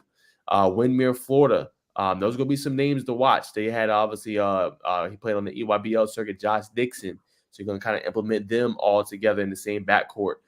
Should be a really interesting year. And Coach Alan Whiteheart always has a pretty good team year in, year out, man. So those are some for me. And then I wanted to bring up Jonesboro. This is 4A, but Cordarius Ward went from Lovejoy to the school not too far away to Jonesboro. Jonesboro usually a good team. Another big, long, athletic wing. Obviously for the Cardinals, 6'7". I think it's only going to help what they have going on. Guy that can kind of dump it down to, can win in the low post, can stretch the floor with a shot. So I like the moves they're making. But, yeah, I would go Gainesville. Tri-Cities is going to be good this year with Jalen Wingfield, obviously, and them getting a couple pieces, like you said, with Carby Martin will probably be their guard this year. But they're going to be a very dangerous team this year. That's breaking news, that Jonesboro move? I don't think it is. That was from his transfer list. Okay. Yeah, that was from his transfer list. I just wanted thought he was going to hit 4A too, so I had take a look at some of the notable transfers, a little bit of homework, and see what he's been doing over the course of his career. So he's looked good as well. Cardarius Wood. 100%. And Jonesboro added Frank Jackson from Padilla. He's a formidable hooper. He did some big things. And he had the lone touchdown for Jonesboro last week, a little head top action. So shout out to Frank Scooter Jackson. Yeah, so you got Gainesville as your favorite? Yeah, they're one of my teams high up there. I got to do a little bit more research on 5A a little bit, but I'll have a we should do that, Bacon. Do a little preseason before it start. A little preseason like favorite for each classification who we got coming out. But yeah, for right now, with all the moves they done made, yeah, for sure. I got them high up there. Yeah. 100%, ladies and gentlemen. Well, there you've heard it. As of right now, we are very high on Tri-Cities and Gainesville. I forgot that the coach for Newton is at Gainesville right now. It makes sense for them to have this many transfers as they do. But I don't think we can ignore I don't think we can ignore. We should ignore Langston. I see their names are in a couple of times. There it is again. A kid from Hampton. Oh, I just lost it.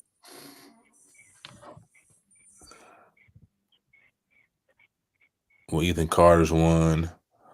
Well, there we go. Dior Smith. I believe Dior. I've heard that name before. I'm pretty sure Dior Smith is a baller. Well, let's see. Run through it one more time. Gainesville. Like I said, he said a lot of Gainesville. Milton's in here. There's Langston again. Ethan Carter.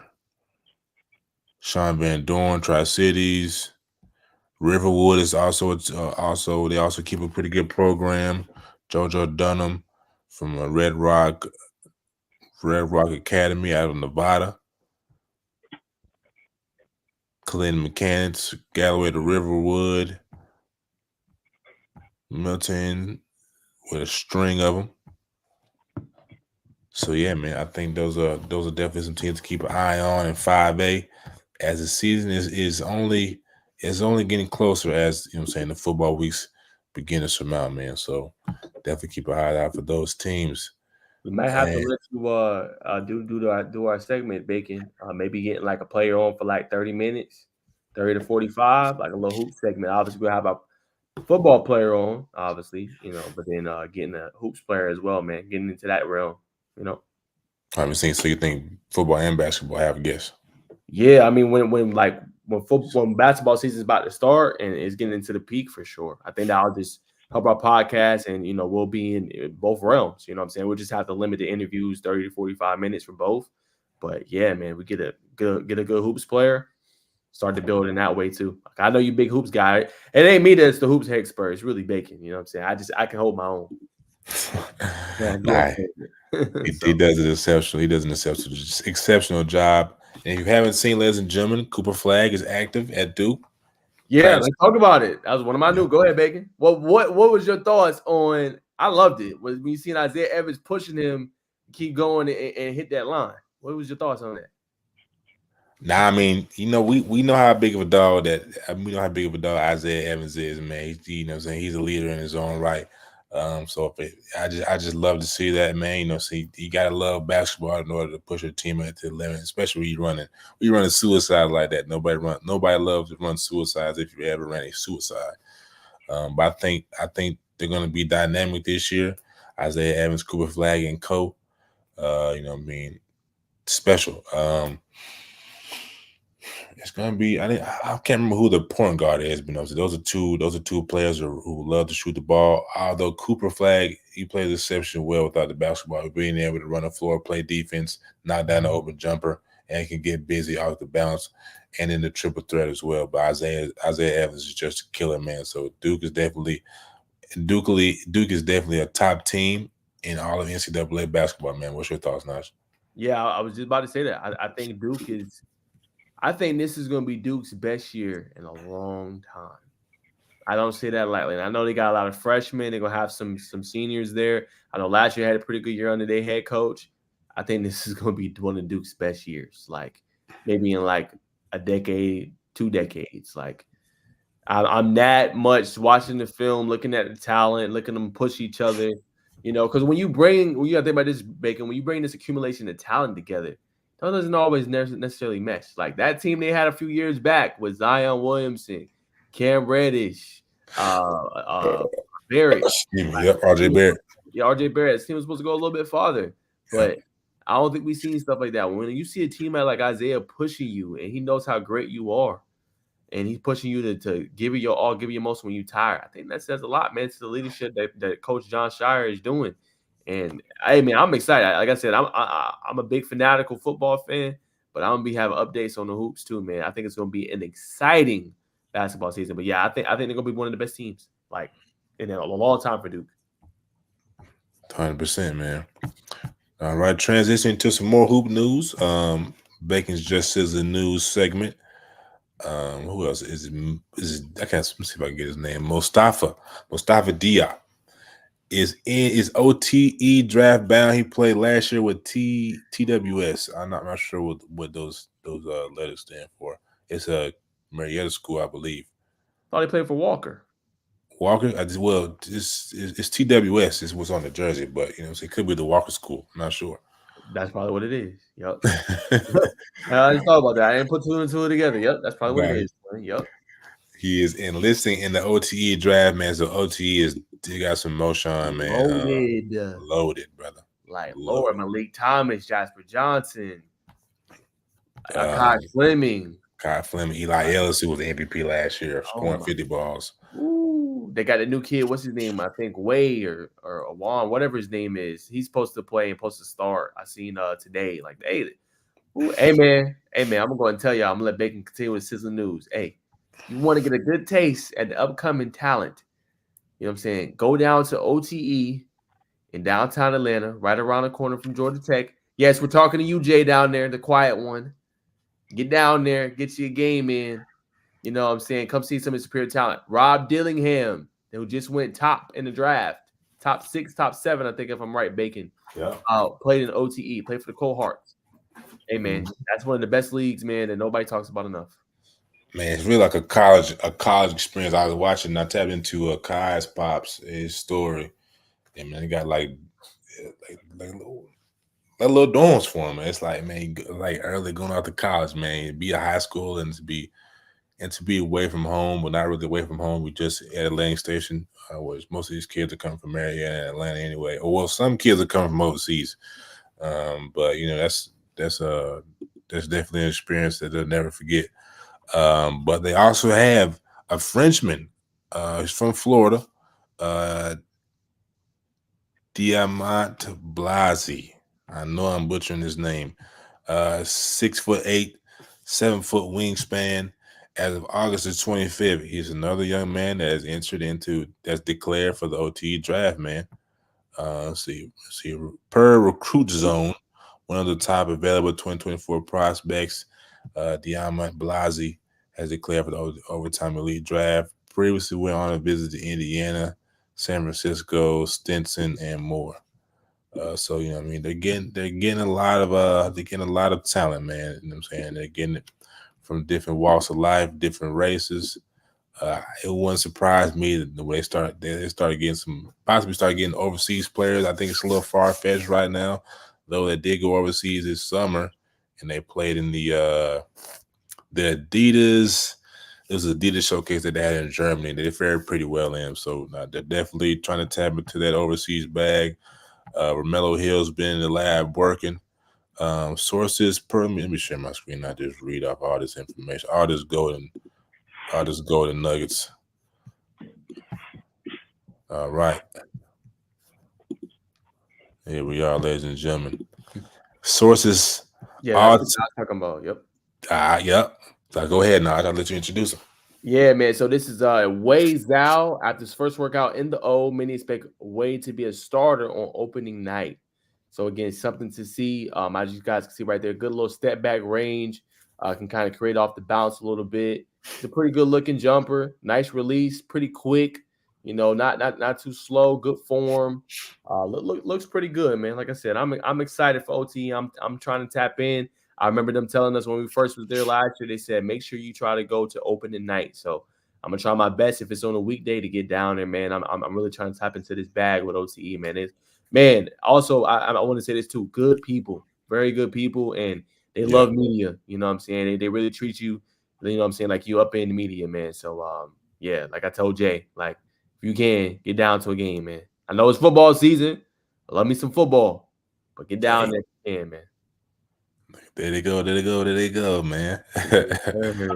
These kids love it. Let's see. I'm not sure what league this is, man, but what's his name? Jacob Wilkins has been playing in this league. along with Hayden the Simeon, who's going to be on the YNG Dreamers, which is a la the Moravian Prep with Eli Ellis, Isaac Ellis, and their father. So let's see what this Jasper Johnson is. He just released his he's supposed to commit soon, right? September 5th. September 5th, top 5 schools: Alabama, Arkansas, Kentucky, Louisville, UNC. Now, me and Naj got to talk to him. We just kind of had some fun talk. We talked about Kentucky, Arkansas, Coach Cal. Of course he he's from Kentucky. Hometown school, but obviously, he's got love for Coach Cal. Arkansas and Kentucky is in his top 5. So definitely will be interesting to see where the young man goes, man. Do you have anything to add to that, brother? Yeah, I had this on my list too. His commitment, a very big commitment. Like I said, we got a chance to see him a couple times play, and we both was thoroughly impressed. I don't know, man. I think he's gonna go to Arkansas. That's just me. I could be wrong. He could want to stay close to home, but I think that relationship with Coach Cal, man, it's something you can't replicate. Right. It's tough to replicate. And I hope Coach Cal, I know I came for him last season. Bacon might have felt a little some type of way. But we just holding Coach Cal at a high standard, man. He produces too much great talent not to be on the big stage and not be making, a Final Four or an Elite Eight. He's just too good, in my humble opinion, man. But yeah, Jasper Johnson, wherever he goes, he's going to be exciting to watch. Can't wait to watch him on the OTE circuit this year.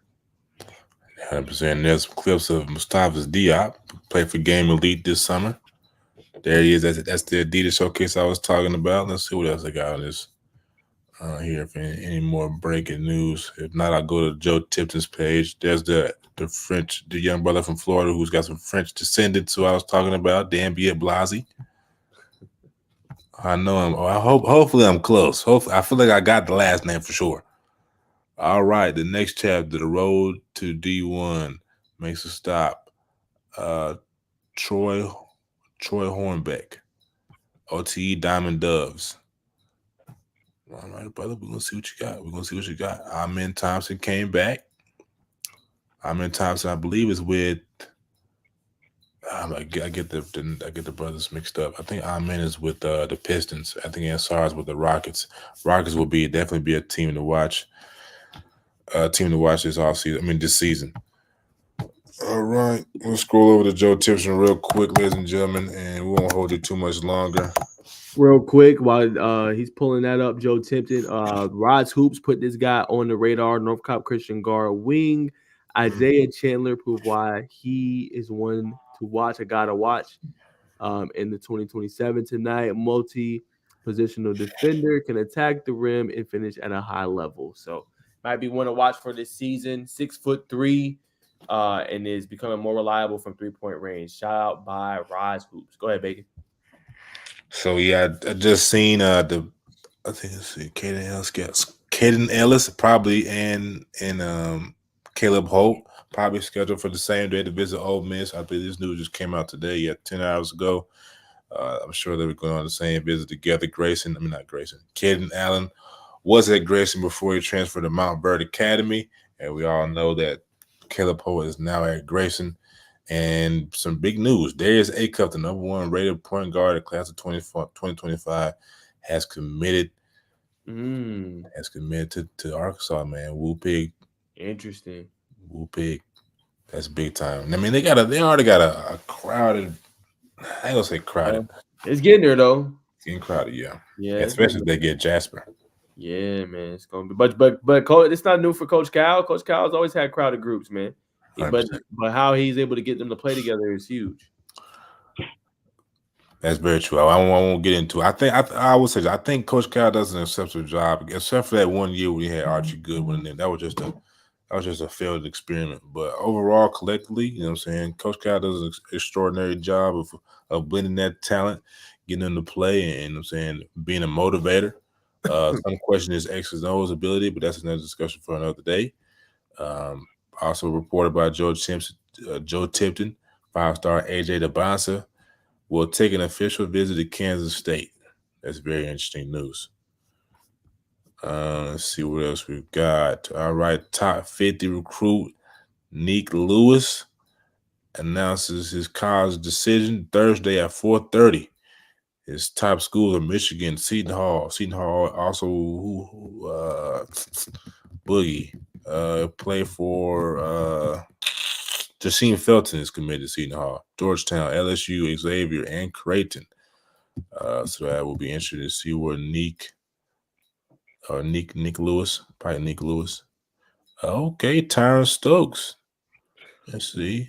Has an official visit to Louisville, man. Shout out to Joe Tipton, man. You know what I'm saying? He's always got that Tipton news, man. The On 3 news going. Yeah, man. Shout out to one of the better platforms, man, nationally. Again, they had me on a pod. Obviously, shout out to Philip Dukes School.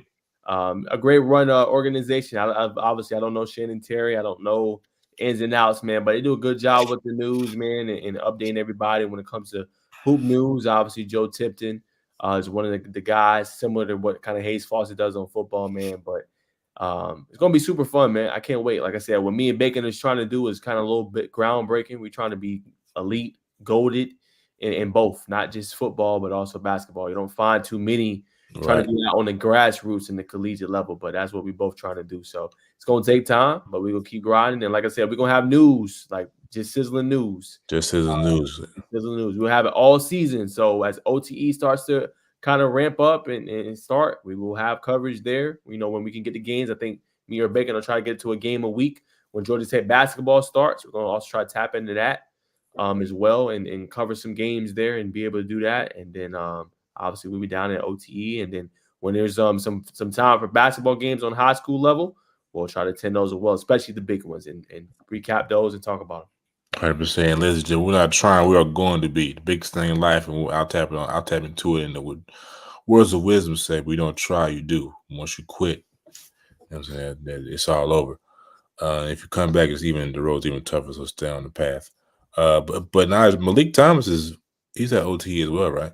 Yes, sir. That's the one. That's the name I mentioned, Twin.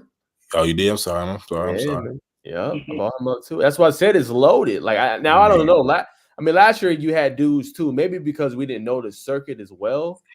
And maybe this year, since we went so hard, we're going to our 3SSB. We went to EYBL, 2 sessions to EYBL. We know more of the players now.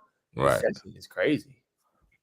You might be right, but I got a feeling. I think this is the biggest. This is the biggest year.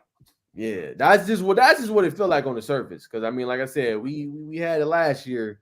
I knew dudes, but this year just seemed like it's crazy. 100%, man. Ladies and gentlemen, that will conclude the our goodness. The most legendary segment known to man, woman, child, spaceship, astronaut, space, Pluto, Jupiter, whatever, Uranus, whatever, in the star galaxy, the 3-man weave. With this sizzling news. 100%. Another name we forgot to mention in football, I cannot remember his name, but a big defensive tackle for Grayson, man. Only been playing football, I think, for 2 years. Different breed, man. The brothers from Cameroon. And if you know Cameroon like I do, you know them brothers up there are special. Francis Ngannou, that's just one name that everybody knows. They just freakishly big, man. They got great genetics. So shout out to him and shout out to the motherland, man. Apparently, as I learned at EYL, it's very expensive to live in Africa. And if you don't know the name, that is Joseph Mbachu. Mbachu. That's how I say it. I don't know if I'm saying it right, but that's how I'm saying it. You will Mbachu you. Committed to Florida. Just picked up a Georgia offer. I got a chance to see him, and I was like, "Yo, hey Jay, we was at that spring practice." I said, "Coach, I'm trying to look for Andre Fuller because it's a Georgia Tech commit." Like, "Coach, who was that?" He said, "Oh, that's Joseph Mbachu." I said, "Yo, he looked good." Now, I know he was. I don't think he was committed to Florida. Now, I said look good. I mean, he was like moving guys, good hand placement, good footwork. Hey, everybody's waking up to him now. 100%. Flip is what I think. But also, Najeh, give us some intel on Garrett, some most recent Georgia Tech commit out of Prince Ave, man. You know what I'm saying? We a little out of order today, ladies and gentlemen. If you tune in, you're still getting that just as the news. For sure. Yeah, man. So this is one, again, I can't reveal my source because my source be hooking me up. But this is one that the Yellow Jackets were very high on. Once they seen him decommit, I was like, yeah, we got to have him. This is the one we want on our team. So They pushed for him real hard. Obviously, I didn't get no intel from Christian, but you could just see how he was trending towards that way. And the fan, I think a lot of it too, big and that's underrated. The fans, man, like they did a hashtag Petty to GT, right? They did a hashtag Garrett to GT, like, and I feel like it's love, like when it comes from Georgia Tech and a fan base. Miss Nancy, Patience, like I feel like they are great, like fans and trying to get you there. Like not on some, oh man, if you don't come to Georgia Tech, you're awful. Like on some, hey man, come be part of something special. Come change the experience, things like that. And I think that goes a long way with some of these players. So I think the fandom is helping. And like we said, and like I told Dukes on the pod or on his national show, that game against Florida State had a lot of bearing. Like, yes, they only got one recruitment, but remember, he was kind of on the fence a little bit. But when he go and see them win at Ireland and they do their business and that offensive and defensive lines doing their thing, it's like, okay, cool. Like, man, I can go be a part of something special, a team that not a lot of people is, getting enough credit to. I go be part of something special. So I think that was his mindset and why he ended up doing it, man. And go be great. And like I said, this is a great in-state win for the Yellow Jackets. You telling him, come to Atlanta instead of going out to Athens and in a little bit of the country a little bit. Hey, and we know what Kirby, and the last thing, and we know what Kirby producing out there. D1 type talent. I mean, not D1, sorry. First round draft pick, top 10 picks. Jordan Davis, Jalen Carter. He's producing at that position. So he is taking a little bit of a risk, but hey, when you see that what Coach Key is doing and what he's been producing and how this team is rising, why wouldn't you want to be a part of that? 100%, man. Come to Georgia Tech, get Miss Nancy, man. She's gonna hook you up with some wings. That's gonna hook Josh Petty up, you know what I'm saying?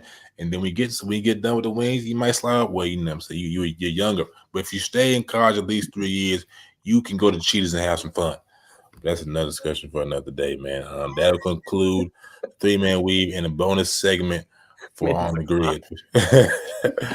They clown, boy. I went over some people's heads, you know what I'm saying? But that concludes the bonus segment of On the Grid. But ladies and gentlemen, we're going to transition into where we will be at this week. Go ahead, Jay. Let's get you to wake up down there. So I'm still deciding. I got like 4 games out. I'm still deciding. So you guys might have to wait until I put out the Phenom game of the week to reveal that. Ooh. Still deciding. Sorry, guys. It was a tough decision this week.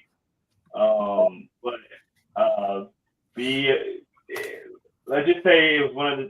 It's every team that I'm looking at right now is one of the teams we talked about tonight. So I'm excited to pick it out and we'll see how it goes. So way to get some credentials. That's really what it is. Credentials. You face card worthy, man. Hey, should be at this point. Thanks. TK followers on Twitter. Hey, man. Listen, Where inside the hashes at? I feel you though. I know they've been getting stricter now. Yeah, 100%. Especially Gwinnett. Anyway, sorry. Nah, you're right, bro. Gwinnett need to loosen up. Where your boys gonna be at? I will be. You know what I'm saying, I need to reach out to the lake, but the plan is to be at the West Lake versus Gainesville game, man. Ooh. That's the plan. Okay. I can hook you up with a number, twin. Just hit me after. All right, for sure. I'll definitely do that.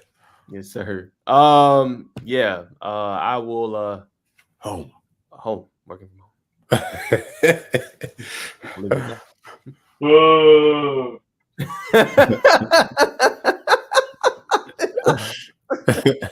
I had to get my lid back.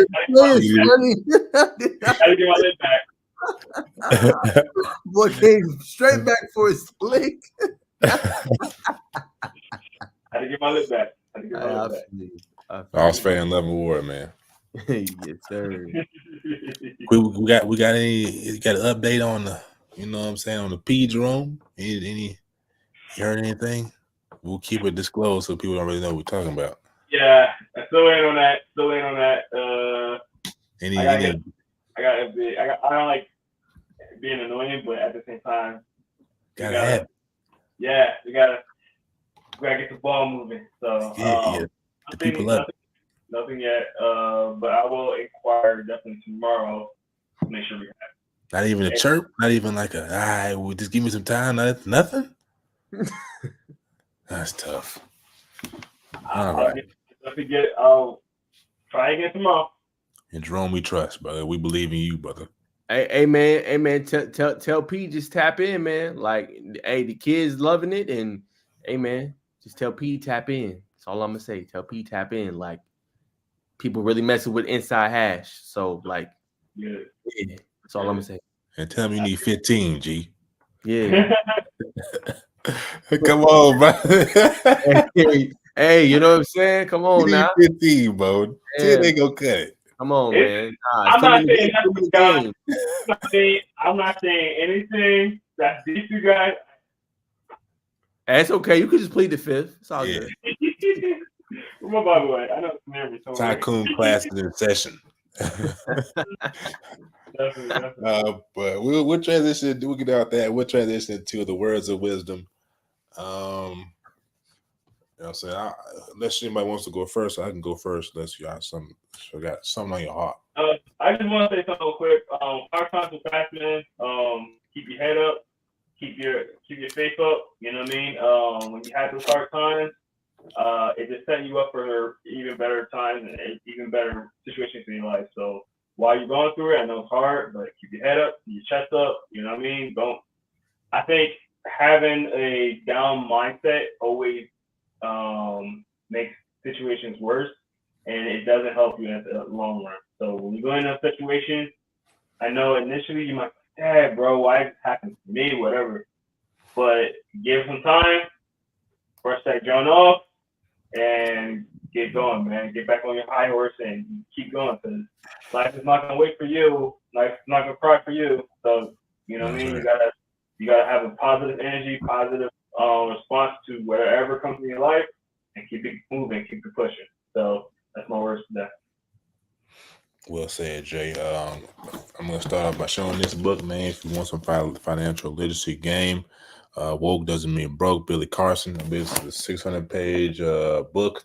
Don't let the number of the pages scare you. You can kind of use it as a reference book. Talks about budgeting. Talks about taxes, and a whole lot of stuff. So you know what I'm saying. Especially with the kids getting NIL money, parents tapping in. You know what I'm saying? If you don't get that book, get you some financial literacy book to know what to do, because 30% off top now. 30% Uncle Sam could ask for. But the words of wisdom are just going to be kind of. I mean, two things. What Jerome said: if you're going through something, keep your head up. Don't First of all, why would you be anti? Why would you be negative about yourself when you got the whole world or different parts of the world is going against you, man? You got to always believe in yourself, because you are you. You know what I'm saying? So be positive in you, because you is all you got at the end of the day if it came down to it. Number two is collaboration, man. Collaborate. Do not hate. Hating is not good, man. If you hate on the next man, you just prolong your journey. So to uplift, I'm saying be that tire man, be that cut man for the lead man, because one day you're gonna be in that position. In order to lead, guess what you must do? You must follow and be a student. You must learn. So collaborate, uplift other people, believe in yourself, keep the faith, work hard, chase your dreams, and don't take no for an answer. Push, kick down that door, and believe in God. And I promise you, everything will fall in place. Yeah, for me in closing, I know everybody's not religious, so I would say for those that are not religious, keep positive energy around you. Keep people in your life that really help you get to where you want to be. And people that can help you out and support you in everything that you desire. But for me, that's for the non-religious people. I want to include them in this as well. But for the religious people, like me, keep God part of your life, man. Give him time in your day. He makes sure and give him thanks, man. You know what I'm saying? Give him thanks for you waking up and being able to see another day, to be able to strive and get to your dreams, man. You know what I'm saying? Read a verse every day. Just give him some time, man, because he's always looking out for you. Sometimes you might be 5-10 minutes late because he's protecting you for a potential accident. You just never know, man. Always give God thanks, man. He's a jealous God. So one thing I feel like a lot of us forget, we'll be on that road and like, God, help me get there. You know, I'm struggling. God blesses you. You get there, and then you become arrogant, right? You don't give God the proper things. You think it's all you that got it. But he was setting up the opportunities for you in the background, pushing you and helping you get there, giving you the breath that you needed, giving you the motivation, surrounding you with the right people to help you get to where you want to be. So if you are experiencing success, and you do become successful, make sure you put God first, man. and you give him thanks and praise. You know what I'm saying? I know for me, whenever I do, I definitely will. God gets all my glory. You know what I'm saying? All my success and what I do. He's helping work for me in the background. Without him, I wouldn't be where I am today. And I've dealt with struggles and everybody else has. But keep him first, man. Give him all the glory. And, man, just your life, you never know what it could turn out to be, man. So that's my message to everybody tonight. Like I said, if you ain't religious, find that positive energy, man, the people that can help you kind of evoke the right qualities out of you that can get you where you want to be, man. But for me, keep God first, man. Give him some time. If you can't go to church, I'm not a big fan of church. Read your Bible every single day. Read some verses. Collab with people that, you know, are into God and things like that. As Bacon said a little bit earlier, collaborate, don't hate. You know what I'm saying? And find people that can really help uplift you. There you have it, ladies and gentlemen. That's for you non-believers. Tell the truth, only time to teach it. That's J. Cole right there. But I'll let Jay sign us off. I had to throw that in there. Love it. Well, that's going to do it for us today, guys. Thanks, Phenom, obviously, for sponsoring the podcast. You want to get your Phenom gear. You want to look good, play good, feel good. It's still early. You can still get it together, man. Get it together. I know you have them raggedy gloves. Go get you some Phenom gloves. You said raggedy gloves. Save yourself 10% using our promo code IPH Football. That is PhenomEliteBrand.com. Go in there, use our promo code, pay you some money. Ooh, look at that! Look, Louis Vuitton looking. Get you some of that PLV, man. Yeah, PLV. Yeah, I love it. So go get you some, man. Go get swagged out. You know, these players, hey, if you can't be a player in the game, it's okay. Go get you some gear, and we got 10% off for you. So go through it. Do it now. So thank you, Phenom, for sponsoring our podcast. Also, go follow the boys. Y'all already know what it is. Get done 10K. 10K watch. My boy Najeh at 3,700. My boy Bacon at 2,600. Run it up, bro. Run that up. Thanks. We appreciate everybody with the 130 people that's in here right now. How many? 130 people in here right now. Let's get it.